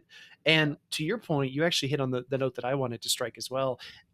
The reason that I don't think it's wise to say, oh, we should just buff Rock Smash and make like a really strong 3-turn fighting type attack. What if Rock Smash has like a different effect down the road? Or what if you want to change one of the fast attacks to have like, I don't know, a status effect or something like that afterwards? It leaves the door open so that you can continue to like get deeper into the game and level through the strategy, right? And obviously, I won't put you on the spot again because you've already said you can't address future updates. So we'll leave it at that. And Caleb, if you want to take the next one. Yeah, I mean, I think like a great, like I agree with a lot Michael said, just from like a logical perspective too, because I mean, there's not only are there some moves that are worse than others, there's just some Pokemon that don't perform as well as others in like PvP and whatever. Like a Hariyama's never going to be a meta champ, right? No No. matter how you strike it. Maybe an Ultra League, but that's about it, So I think like that'll always be a theme, not only within Pokemon, but like pretty much any game, right? There's always going to be different tiers, Yeah. and I do like what you said. Like it does show a sense of mastery and learning of the game in PvP once you kind of realize which ones are the good moves. Like I started out my PvP journey running at Acid, Victory Bell, and a Spiritomb. I was like, Spiritomb is only weak to one type. This is great, right? Yeah, oh, it was not good. Yeah, that's a double move Pokemon I have that I regret. But we'll scrap that. Anyway, speaking of moves here too, right? And I think this is especially on the heel of the most recent Rocket event is and I personally feel this, but I don't know, like I'm not sure just in general if there's like a less distribution or just I'm using charge TMs more or TMs in general, or I'm just not doing as many raids as I used to.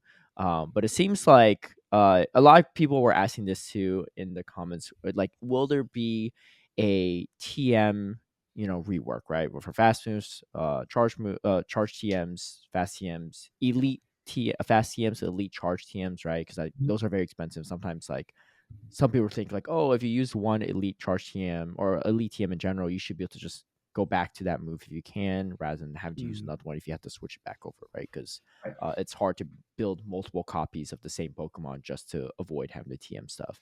But Mhm, just in general, it seems like a lot of people don't have a lot of charge TMs, mhm. myself included. So, but I wonder if the distribution will increase potentially down the road, but also will there be ever rework to it? Because I don't think there's ever been a rework outside of just the introduction of elite TMs. Yeah, yeah.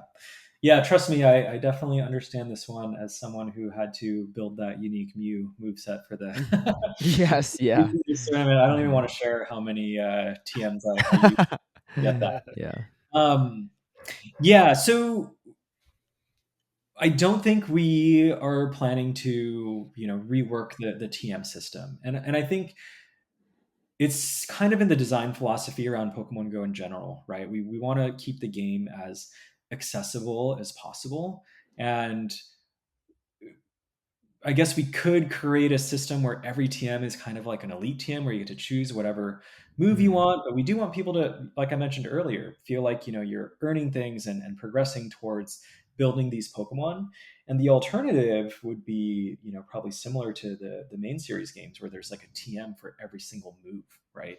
And then Mhm. that also becomes a little bit clunky and complicated. And, from a new user standpoint, how do you sort through and rationalize the hundreds of different TMs that would be available in Pokemon Go and Mhm. which Pokemon you can use it on and whatnot. Obviously, I think the main series game has done a great job at striking that balance, but it's also just a very different style of game in terms of Mhm. like how you collect your Pokemon and also how accessible it is. There's a reason why Pokemon Go is the most played Pokemon game of all time. It's because a lot of people um, are much more open to trying out something that was a little bit simpler to understand there. Mhm. Um, so yeah, I mean, we try to distribute TMs in the sources where they would be needed most, right? So in PvP and in GBL, you get TMs through the rewards track there. You get them through rating. So those are like the battle systems where you want to use Pokemon, so we want to give you the resources through those and create that full cycle game loop. And yeah, I just think, especially players who probably participate in a lot of the more like grassroots tournaments are maybe just feeling that friction a little bit more than other people, right? Mm-hmm. I know people that have hundreds of TMs that are just deleting them because they don't really know Mhm. why they would be using so many.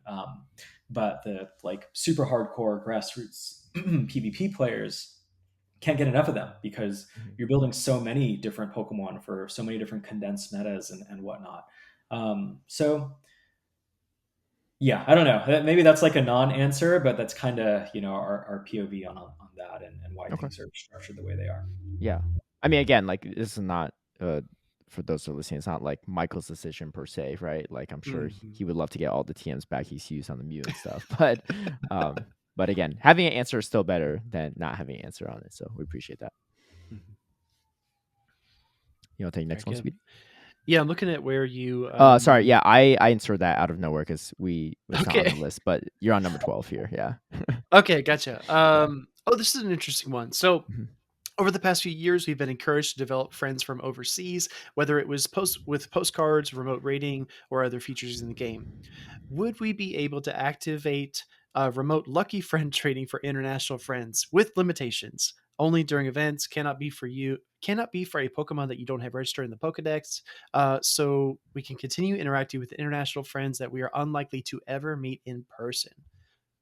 Yeah, that one's such a tricky one, and I can really empathize with these players who, similarly, I have a litany of lucky friends that I'm like, realistically, I'm never going to be able to trade with them. Mhm. I've added people at GoFest or other events that I probably wouldn't be able to recognize their face if Yeah. I ever saw them again. But we've Mhm. exchanged gifts and whatnot. That's a lie. I don't really exchange gifts much anymore, but back in the day, I used to a Yeah. lot, and I have a lot of lucky friends from then.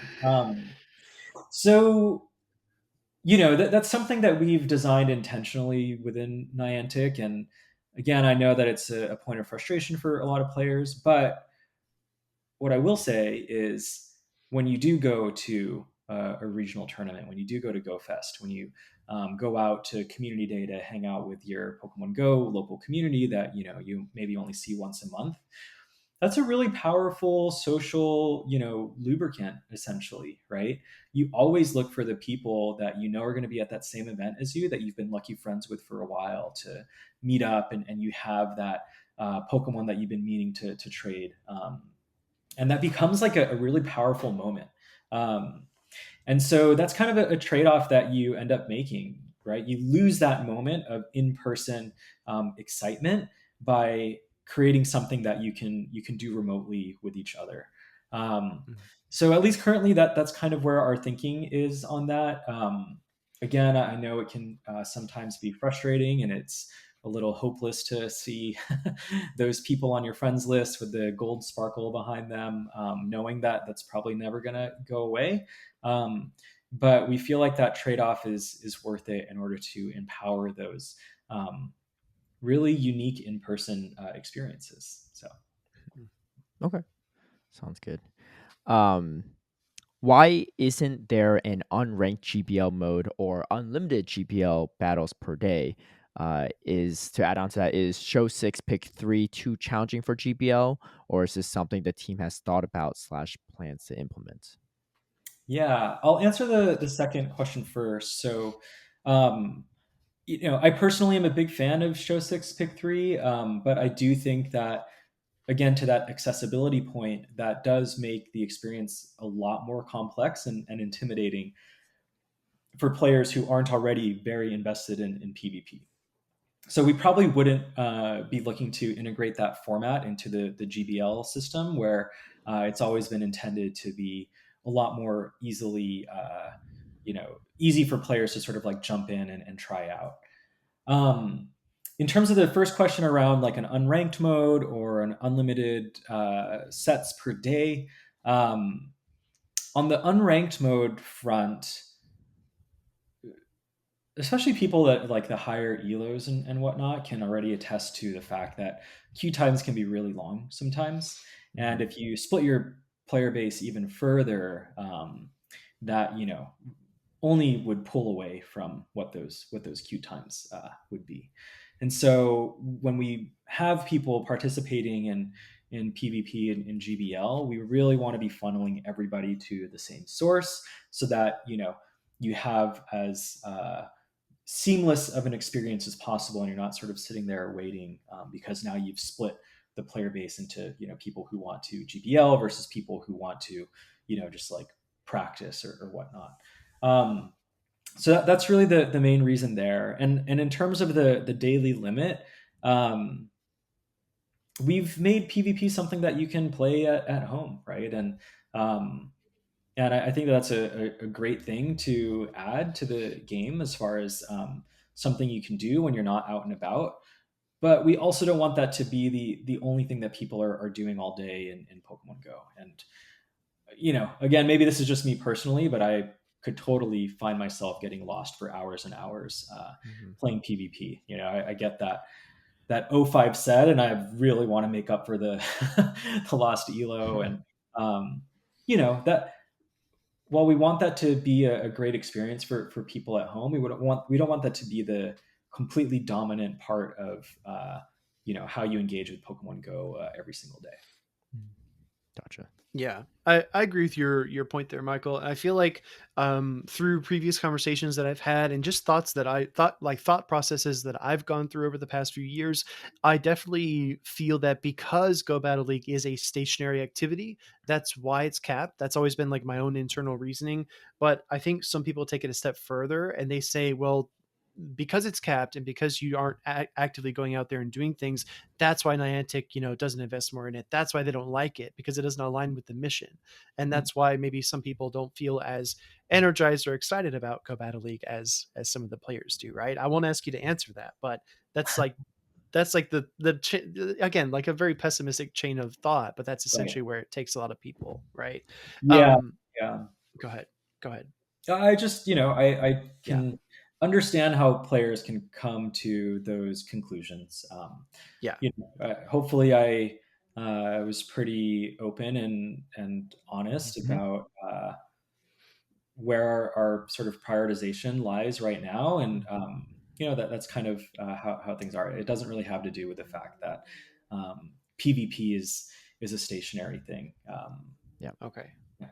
That I makes a lot of sense. And Go ahead. also maybe hot take too. I personally like the fact that it's limited in that regard because I think it actually adds more value to those that hit legend or expert or Mhm. veteran, etc., whatever elo they Totally. end up hitting. Because I think it was I forgot. I think it was Pablo, one of our commentators for TCG, that posted Ah, about like, has anyone hit like legend in Go Battle League and like the Master Ball rank in like VGC, and I forgot what the equivalent ranked is in TCG and the Master and Unite, right? Like, mhm, has anyone done all these in a season or whatever, or just in general, right? It's like the mhm, ultimate like Pokemon trainer task, and people were commenting like, oh, like I've done some of these or whatever, and then a lot of people were like, yeah, actually, Legend and Pokemon Go is probably the hardest one out of the four, right, to mhm. do. Pokemon Unite, like Agreed. you literally could hit it in a day, right? If you're good, or Mm, if you're not good, you just eventually keep grinding until you get it because the elo just like inflation and everything. But I think um, because you have limited sets, you only have so many attempts to get to it, which it's very limited, which kind of accentuates the skill difference that people have, which some people might not like it because they just want that Pikachu Libre and that legend rank post and whatever. But at the same time, like I don't know, I'm always a believer that not everyone should get a trophy, right? Like I think you like mm, there's more value to it. Yeah. Um, Yeah. Yeah. There's something to be said about, it being so challenging, also making it feel that much more rewarding when you do mhm. get mhm. it. Yeah, So yeah, definitely agree with you there. yeah. Exactly. I wanted to piggyback one last point here about show 6 pick 3. So I personally feel that it's really important to grow the championship series by having some form of practice mode for trainers to play show 6 pick 3, because that's the official tournament format. It's Yeah. like if you tried out for the NBA and all your practice games were 3v3, and then you actually play and it's 5 versus 5. It's Right. just a completely different format. I feel like a lot of trainers don't know how to get into the championship series because there's no real way into it. All they know how to do is play Go Battle League, right? If Yep. you talk to them about building a team of 6, it's really, really challenging. So again, I won't ask you to answer this one, Michael, but just for everyone who I'm speaking vicariously for, I think we'd really love to see some show 6 pick 3 in Go Battle League, maybe even as a cup during the World Championship event would be a great way to get people introduced to the game. And I'll just leave it at that. Okay. Yeah. You're really Yeah. trying to give some developers some homework in the next month. Hey, we got big dreams. Yeah. I think it's good feedback. What I'll say is where I'd like to start with that are those local Mhm. tournaments, right? Yeah. Okay. I genuinely do believe that show 6 pick 3 is pretty complex for someone Mm, that would like stumble upon that game mode in the game very. that's trying PvP for the first time. And so Yep. having those local tournaments where you have people that are there that can walk you through it and explain, Yep. how this works, I really think is just a much better user experience than kind of throwing someone into the deep end through the game's limited UI on that front. So Yeah, and I think to play That's fair. devil's advocate here too, but not even that. I think it's my own personal perspective on this. I think I probably prefer at the moment in time for GPL to stay that blind 3 format. Because for a developer and engineer to just make a show 6 pick 3 is definitely a lot of work out of nowhere, and I'd rather. I'm sure there's a lot of other things that they're working on addressing and stuff like that. That you know, uh, doing this would take a lot of time away from that. But I agree with you too. I was thinking the same thing before you even said it. The local tournaments, I think, especially if we're going to Niantic's helping like promote it and elevate it, and TPCI is also kind of just like blow it out of the water with even more Mhm. opportunities. I think that in itself is also a even better show 6 pick 3 practice opportunity. If obviously if you can make it right. If you don't have any, then that's unfortunate. But if you have the ability to make it to those, because again, playing in person, like you said, like is very different than playing online, right? And so Mhm. like there's some people that are really, really good online, and then they show up in person. They're like, wait, is this the same guy like that I battled like on GPL? Because it doesn't feel like it, right? Or right. Yeah. even some of these grassroots show 6 online tournaments. So I think having that in person experience, be able to like get familiar with it and get over some nerves, I think can help a lot as they prepare for their first ever or second ever regional or international stuff like that. Totally. Mhm. Yeah. This is a bit of a gear shift, but this is an interesting question for one of our listeners. Will we ever see bottle caps or a comparable IV modifier item similar to the main series game? I know that chasing hundos and shundos and raids is a big revenue driver for the company, but either having it be a limited item like a master ball or making it really expensive to account for the lost revenue of those raids would be useful. I don't know how I feel about this item, Michael, because like you said before, with the TM system in Pokemon Go, it's unique to Pokemon Go because of the way the game works. I don't know that I believe a bottle cap system would work in Pokemon Go, but it would feel really good to take all of my 14, 15, 15s and make them hundos. That would be really nice. Yeah. I know. Tell me about it. I have a shiny 14, 15, 15 Groudon. Um, Ah, Oh, just like, come on. did you power it Uh, up already, or are you like, or are you I maybe waiting did. for I a bottle did. cap? I tried to justify it. No, I You don't had the have. Twitter poll about this, right? Like, Yeah. was it used? Yeah, Yeah, but yeah. there's a big difference between the 14, 15, 15 and the 15, 15, 14. That's true. yeah, That's Especially true. true, Yeah. in true. Master League. So, but yeah, how can you not power up something like that? It's just close. Yeah, again, this would be one that I can't really share any future plans, whether or not that is something that we would want to do or look into. But yeah, I think you touched on some of the big challenges with that type of an item in a system, right? Um, I guess what I would say is if that were to be something that we would ever incorporate into Pokemon Go, I'd want us to solve for filling in that gap that it would create in terms of the existing collection mechanics in the game, right? Mm. Give players something else and something new to chase. Um, if we give folks essentially a shortcut to getting what they want in terms of like the stat distribution. Mhm. Makes sense. Mhm. Okay. Um, what is your belief, your personal belief about the relative priority of competitive PvP compared to raiding, releasing new Pokemon and live events? And then the follow up to that is, what do you think that priority list looks like for people at the C-suite level? Yeah, I know this is actually. So I feel like I've touched on at least the first part of that Mhm. earlier in the Yeah. in tonight's combo, but the second part is maybe one that I'd love to clear up, which Hmm. is, I feel like sometimes the C-suite folks within Niantic, um, similar to myself, get thrown a lot of heat from from the player base. Mhm. I can confidently say that John Hankey, our CEO, doesn't try to micromanage too much of what's happening on the day to day within Pokemon Go. Um, Mm. he asks really tough questions sometimes, but he does really trust the team to make our own decisions on a lot of this stuff.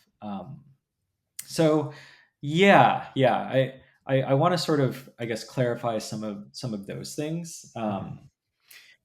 And obviously, there are decisions that are made that I don't personally agree with, but I wouldn't characterize them as things that are sort of uh, made by folks that are out of touch or not like deeply involved in the game on a day-to-day basis. Okay. Gotcha. Yeah, I've definitely seen like people online and be like, oh, like they're trying to sabotage everything, their own game and stuff like that too. And part of me is like, I don't know, like I don't really have evidence to say otherwise, but like it is their biggest product to my knowledge. So that'd be kind Mm. of wild to like try to sabotage it purposefully. Yeah. But yeah, that's good to hear. Yeah. All right. Next question here. I know this is an evolving question. It changes constantly, but one of our viewers wanted to know, will we ever have a solution for spoofing? Hmm. Um, we've really stepped up our anti-spoofing, anti-cheating initiatives over the past year. I would say we try not to be too public about that, Mhm. because there's sort of like the counter anti-spoofing measures that people can take the more information you divulge. So um, I think a lot of players see individuals bragging about their ability to spoof and just assume that that's kind of uh, being allowed to run rampant without any sort of checks and balances. But that I can say that's not the case. We've banned so many spoofing accounts over the past year, and if that's something that you do and you're listening, do it at your own risk, because we've definitely stepped up our ability to decipher those things, and we are taking action. But at the same time, there's nothing worse than a false positive on Yeah. cheating in Pokemon Go, right? Mhm. You're a super active player. Maybe you had like crazy GPS drift, or something along those lines. Maybe you are a world traveler or whatever, um, and and you get banned one day, right? And Mhm. you're playing totally legit. We don't ever want that to be an experience for anybody. So we do really try to make sure that when we make the decision and the determination that someone is cheating, that we know, you know, with as much accuracy as possible that that is in fact the case, and not something that we're like Mhm. 80%, 90% sure on. So Mhm. yeah. Michael, I'm gonna be honest. Sometimes Caleb and I get nervous. I mean, we're connecting to different airports around the world. We're going to these events. There was one time when I think there was some kind of I don't even know how it happened, but for a few minutes, our devices thought we were in Milwaukee when we're actually in California, and we're looking at our phones like, oh my god, what if we get banned right now at the tournament? It would be Yeah. crazy. Well, I didn't experience that one, but I remember at EUIC in London this past year, everyone was Mm. at the venue and I was in like some weird like gym, like not like a gym, like actual like boxing gym or fitness gym, like about 5-10 miles north of where we were at in the venue. It was so odd. I was playing community by myself, like on an island.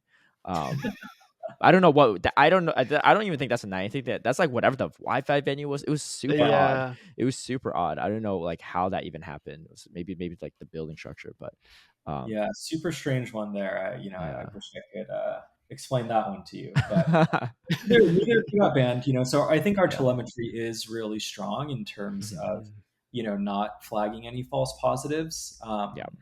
So yeah, I think I think cool. also like whatever you see on Twitter, like people saying it's a false positive, like it could easily still be someone that did do something like Yeah, a little sketchy, Mhm. and they don't want to, they're not going to out themselves, right? And they're going to try to see if they could like maybe get their account back for other, saying they didn't do it. So that's always something I always take with a grain of salt because I'm like, oh, I mean, I was like, I don't know. I mean, like, I can't speak for Niantic here on what you did, right, um, right. but Yeah, yeah. just know we take it super seriously, and we're doing our best to uh, ensure that as best as we can that there's like a level playing field, and that Mhm. spoofers aren't able to just continually get away with it. But yeah, Mhm. again, we definitely want to make sure that when we make that call, that we are very, very certain that the illicit activity is happening. Definitely. So this is a question kind of a little bit back related to rating as well. So they were asking, does the carbon footprint of the game concern you or like Niantic in any way? As in, like the only way for rural players to play is occasionally head into the city, given rates are unrealistic when no community exists in their local area. Getting Mhm. to a city almost certainly involves some form of driving, even if it's to the nearest transportation hub, or people doing like raid trains, just driving to multiple raids. Is any consideration given to this? And I guess just to add on to, a lot of times, even for my own personal raid purposes, there's not too many I could easily do by myself. So sometimes I do have to drive over to like Santa Monica or, Right. to some area where a lot of my friends are raiding just to, do them to collectively. Yeah. And Yeah, I saw this question. It's a really interesting one, and honestly, not one that I've personally put too much thought into. If I'm just being totally honest, um, Mhm. genuinely, we try to build Pokemon Go in a way that encourages the opposite of that. Right? You're like speed locked if you're moving too fast while playing. I do understand like sometimes you want to drive to your raid. I've definitely done that myself from time to time. But I do think a lot of those examples and experiences are again more sort of at the like higher end, and sort of top couple percentage players in the game, versus I think a lot more people are encouraged to actually go out and walk through playing Pokemon Go, and might walk to go run an errand as opposed to drive there just so you can actually catch Pokemon and have a more fun experience. At least I would like to believe that that's the larger impact that we make in terms of carbon footprint is encouraging people to actually get out on foot and go and explore the world around them.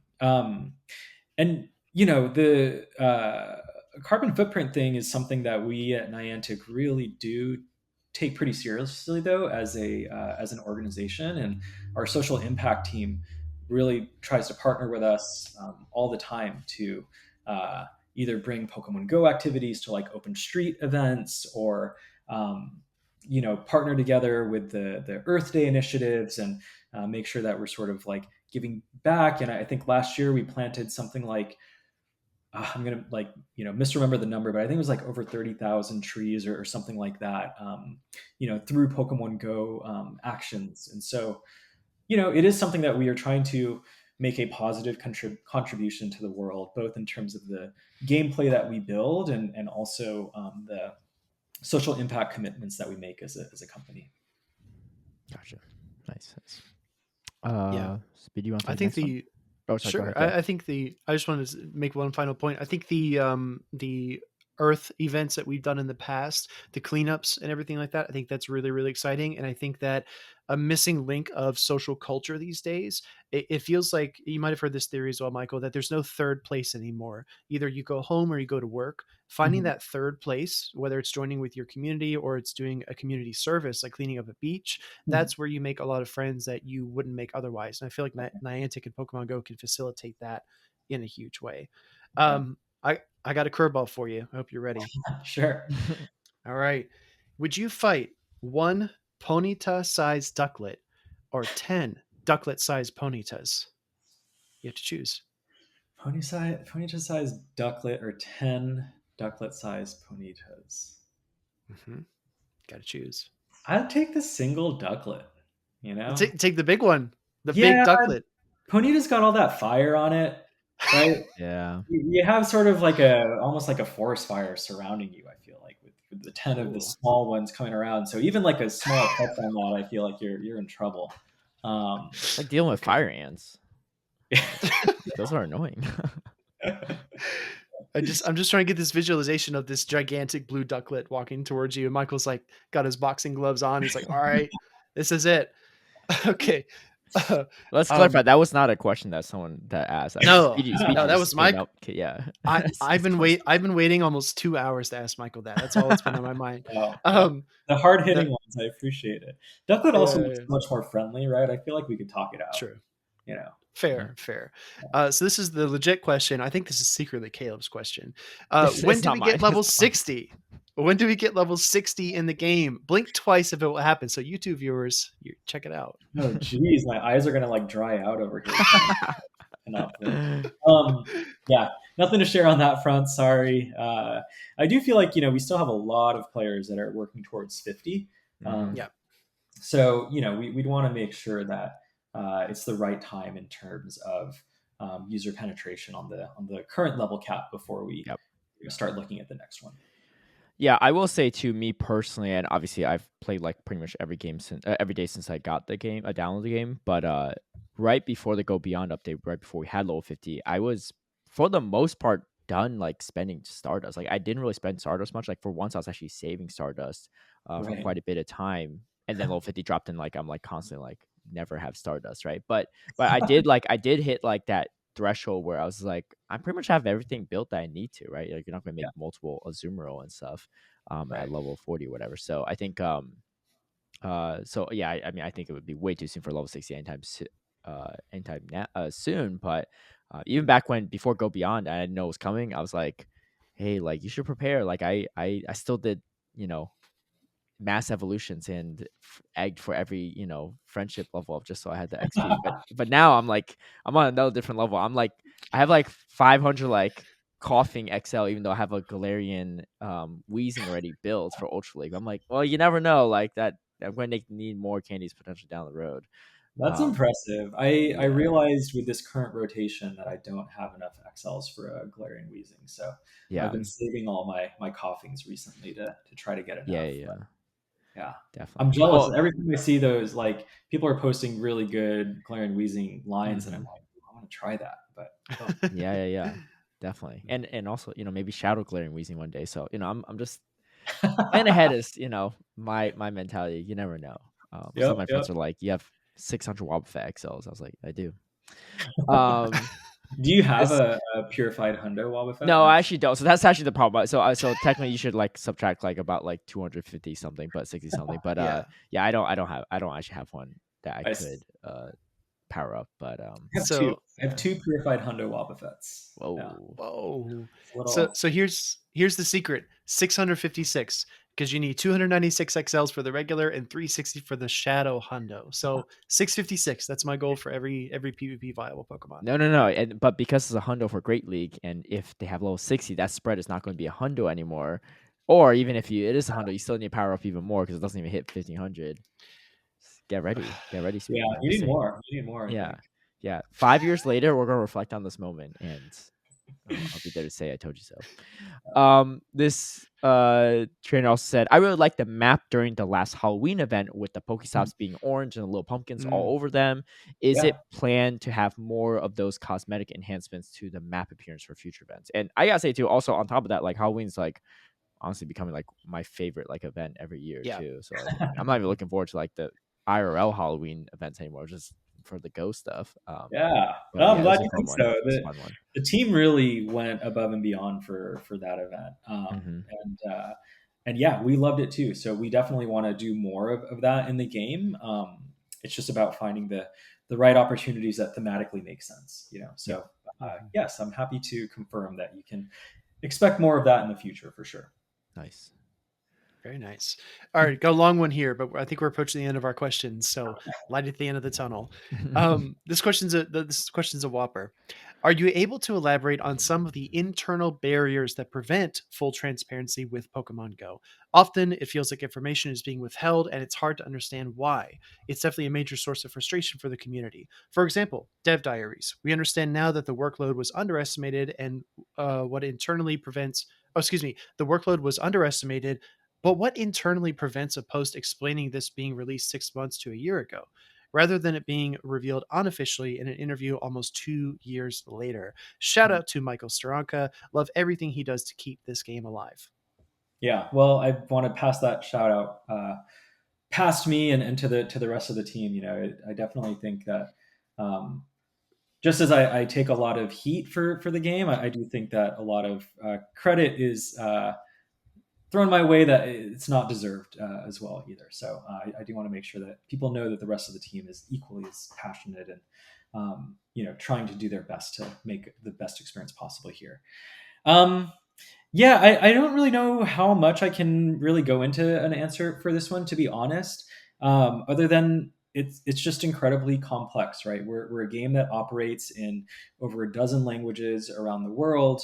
We want to make sure that there's parity across those languages, including any sort of like cultural nuances that happen, where you might say something in one language and it translates completely wrong in another. So, you Mhm. know, all the due diligence there, the fact that we co-produce this product with the Pokemon company, so we want to make sure that both companies are super aligned with everything that we want to share with the player base. There's just a lot that goes into communication that I feel like gets a little bit um, I don't know, underappreciated maybe from players. Because yeah, and also that extends to, I know that we have an issue sometimes with the accuracy of our comms.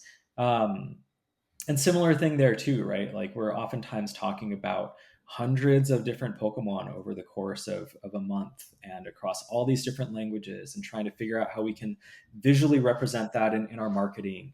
And so, you know, I never want to come off as if I'm making excuses with any of these responses, but I at least just want people to understand the nuance and complexity that goes into um, creating effective comms for such a complex and global game. Mhm. Okay. All right. I guess this is our last one on our list here, unless something else comes up. PvP trainers consistently feel that PvP is just not a priority for Niantic. You've made it obvious that you love the feature and that it's very important to you personally. I think you deserve the respect of every battler for how hard you fought for us on that regard, or on that front, I should say.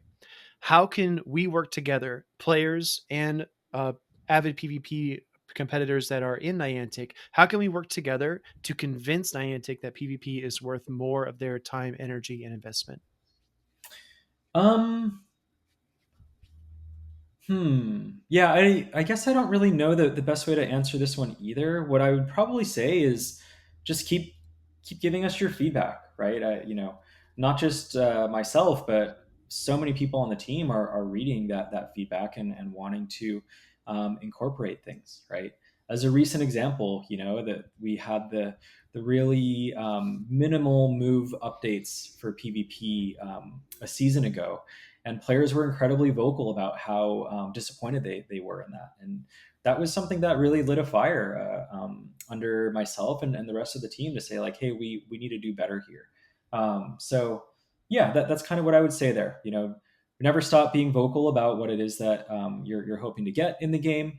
We obviously can't deliver on everything that people ask for, but we genuinely want to do the best that we can with the resources that we have to create something magical for people. And we know that a lot of the criticism comes from a place of passion with a lot of players, right? You don't voice these concerns or issues if you didn't care about the game deeply. And so I always try to keep that lens when I read criticisms, as harsh as they can be. And sometimes like really harsh directed at me personally. But I try to always keep that POV in mind as I try to digest a lot of that stuff. So yeah.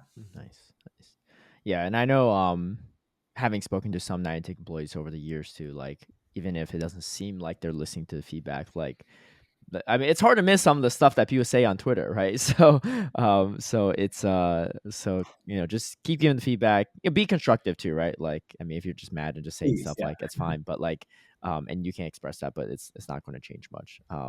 But I think like the constructive feedback, especially like really great ideas and stuff like that can definitely be good. And also like the positive feedback too, right? Like one of our commenters said about the Halloween event, like you love to see this, you love that event, right? Mhm. And Yeah. that's good too because that's validating to I'm sure people at Niantic to say like all this work and effort to just for the aesthetics of this event was worthwhile, right? It wasn't just like people just scoffing at it and just trying to catch their ghost Pokemon. They were actually like, wow, this actually looks kind of cool, right?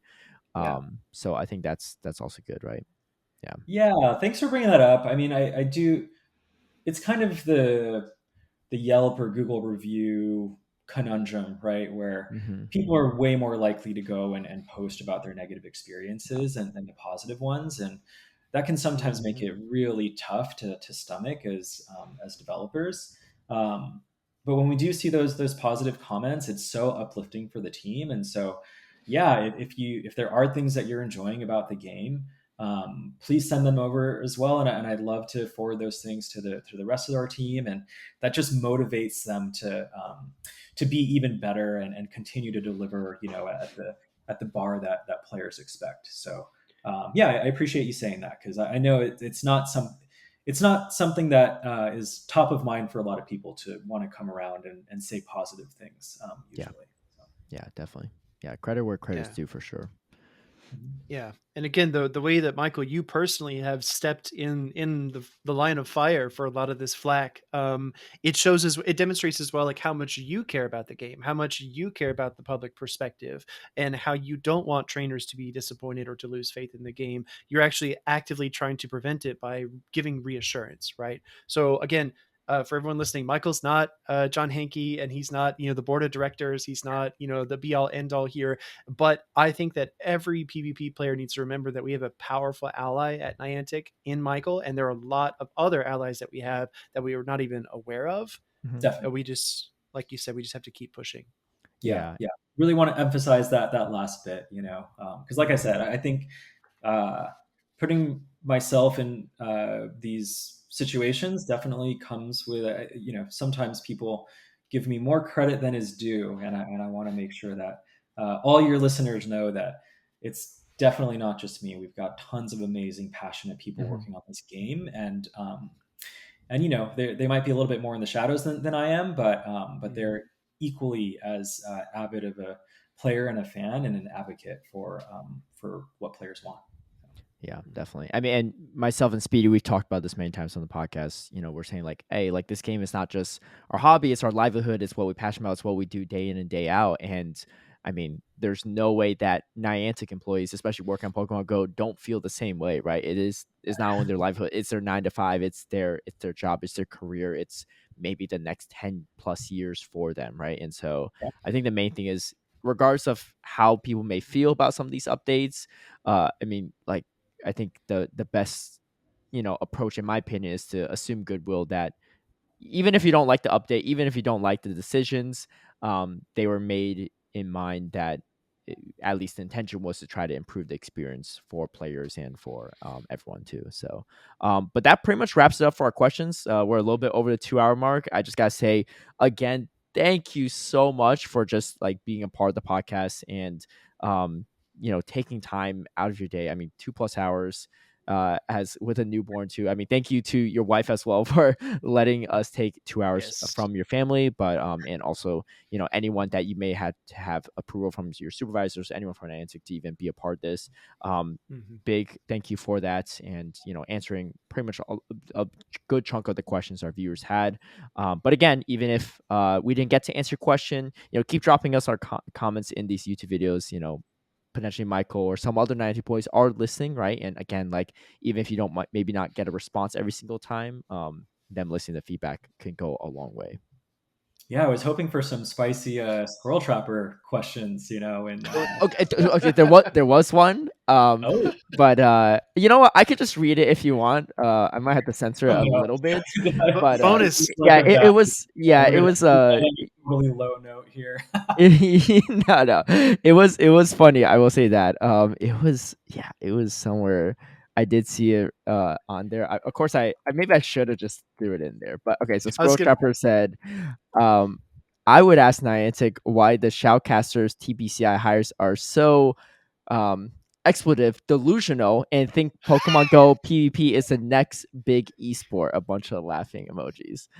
Um, gotta say, dude, if we Yeah, don't have haters, we're not doing something right. So it's Hey, true. I mean, it's like what I said about the, criticism that we get. It comes from a place of passion, and there's a reason Squirrel Trapper listens on a regular basis, and feels wild. uh, Yeah. Oh my god. feels impassioned to leave these comments. But Yeah. yeah, Yeah. Honestly, we might be giving Scroll Trapper a little too much exposure because I feel like of all our listeners and commenters, we talk about them the most. So maybe we got cut back and maybe leave them on red a little bit just so just so they feel the cold shoulder and put more effort into some of their comments. But we'll see. yeah. Yeah. Absolutely. Well, um, thank you both for yeah. having me as well. I know it was also over 2 hours of each of your time, and I know Speedy will for you. It's you're on the East Coast, and so uh, very very late over there. So super super appreciative. I hope that a lot of these questions were helpful for people who are asking them. Mhm. We definitely want to do better about being more communicative, and I personally want to be able to chat with more folks like this, because I do think that there's lots of valid criticisms for a lot of the things that we do and decisions that we make, but I do think maybe a lot of those criticisms are rooted in not fully understanding the reasons why. And my goal ultimately is, even if you disagree with the final decisions that are made, I want players to at least know that there's some like thought going into it, and some valid reasoning for why we do things. And I hope that we demonstrated a little bit of that tonight in this podcast. So. Yes, definitely, definitely. Thank you so much. Do you have? I know you just said some stuff, but do you have any final words, parting words for our listeners slash viewers, slash Yeah, Battlecats fans? check out NAIC this weekend. You also have a fun Go Battle weekend to play while you're watching. I know I personally love to try to multitask and do both of those things. And stay tuned for the World Championships in Yokohama as well. I think it's going to be incredibly exciting, and I'm looking forward to seeing who gets crowned the champion after such an impressive season of play Pokemon tournaments. Like, this is really outstanding, and whoever takes the crown is going to have a lot to be proud of for sure. Yeah. Actually, I do have. Now that you're speaking of World Championships, I do have one last hot take question for you. Right? Sure. Feel free to skip it if you think you might get too much heat for it. But there's a lot of people on Twitter that say like, "Oh, like these players are the best in this region, etc." and stuff like that. So I gotta ask you, who, what region do you think the world champion will end up coming out of? Right? Would it be North America, LATAM, EU, or APAC? Oh, We had two geez. two of the top three were from APAC last year, and I feel like Mhm. there's even more potential players from APAC this year than last year. I could be mistaken, but I Yes. mean 20 just from Japan, right? So Right, Yeah. right. Yeah. Mhm. I would say I'm going to dance around this answer a little bit. Yeah, it's okay. I think I've seen the most team building creativity from APAC. I'll say that. Mhm. Yes. Yep. And I think that there's a competitive advantage to doing that, right? If you are truly bringing something unique that other players haven't seen before or aren't prepared for, you have a leg up. And so, um, yeah, I've been generally impressed with a lot of the diversity in team building in APAC, compared to other regions. I think in terms of execution, I do have to kind of give a shout out to our EMEA friends. The sort of executional perfection that I've seen from a lot of those streams is Mhm. incredibly impressive. It's hard for me to spot mistakes Mm. In a lot of those battles, which, as we talked about earlier, is so challenging when you're literally on stream, on camera, all eyes on you. The Hmm. pressure's Mm. on, and so yeah, I guess that's what I'll say there. And then I have a couple personal folks that I'll be secretly rooting for. I won't share who here, but Hmm. I've got a couple friends that are in contention, that I hope will take it all. So Nice, Awesome. nice, awesome. Well, again, thank you so much. Do you have any last words, Speedy? No, again, Michael, thank you for your time. I know it's getting later in the evening for you as well. I hope everyone enjoyed the episode, enjoyed us speaking with Michael. Like Caleb said, like Michael said, keep on voicing your feedback, stay invested, and just remember that you're being heard, and good things will come if we keep at it. Yeah, yeah. And my final words to you all is, like Michael said, tune into NAIC if you have the chance. This should be a good one. Our final tournament of the regular season before Worlds, and also for this podcast. I mean, I feel like this is our biggest episode to date, in terms of Yep. like content and the guests and everything. So please share it out if you can, especially if you have any friends that are like, I feel like Niantic is doing this and that. I'm like, wait, there's an episode that covers this, right? Send them this episode, right? Drop us a like, drop us some comments on what you think there is. Give us rate our podcast and stuff. Even if you hate it, Squirrel Trapper, still give us a 1 star if you can. But yeah, just share it out there, right? Again, like I think you definitely took a lot of time and effort in explaining a lot of these Yep. things. And I think the most unfortunate thing out of this podcast would be if people continue like thinking things that are completely off from what you've Yeah. already shared, right? And so, Mhm. if the truth is already out there, in many respects in this podcast, so feel free to share the truth out there. And yeah, everyone, take care. Thank you all for tuning in. It's been a long one, but a good one, and we'll catch you all next week after NIC. yeah, Peace out. thanks, y'all. Bye.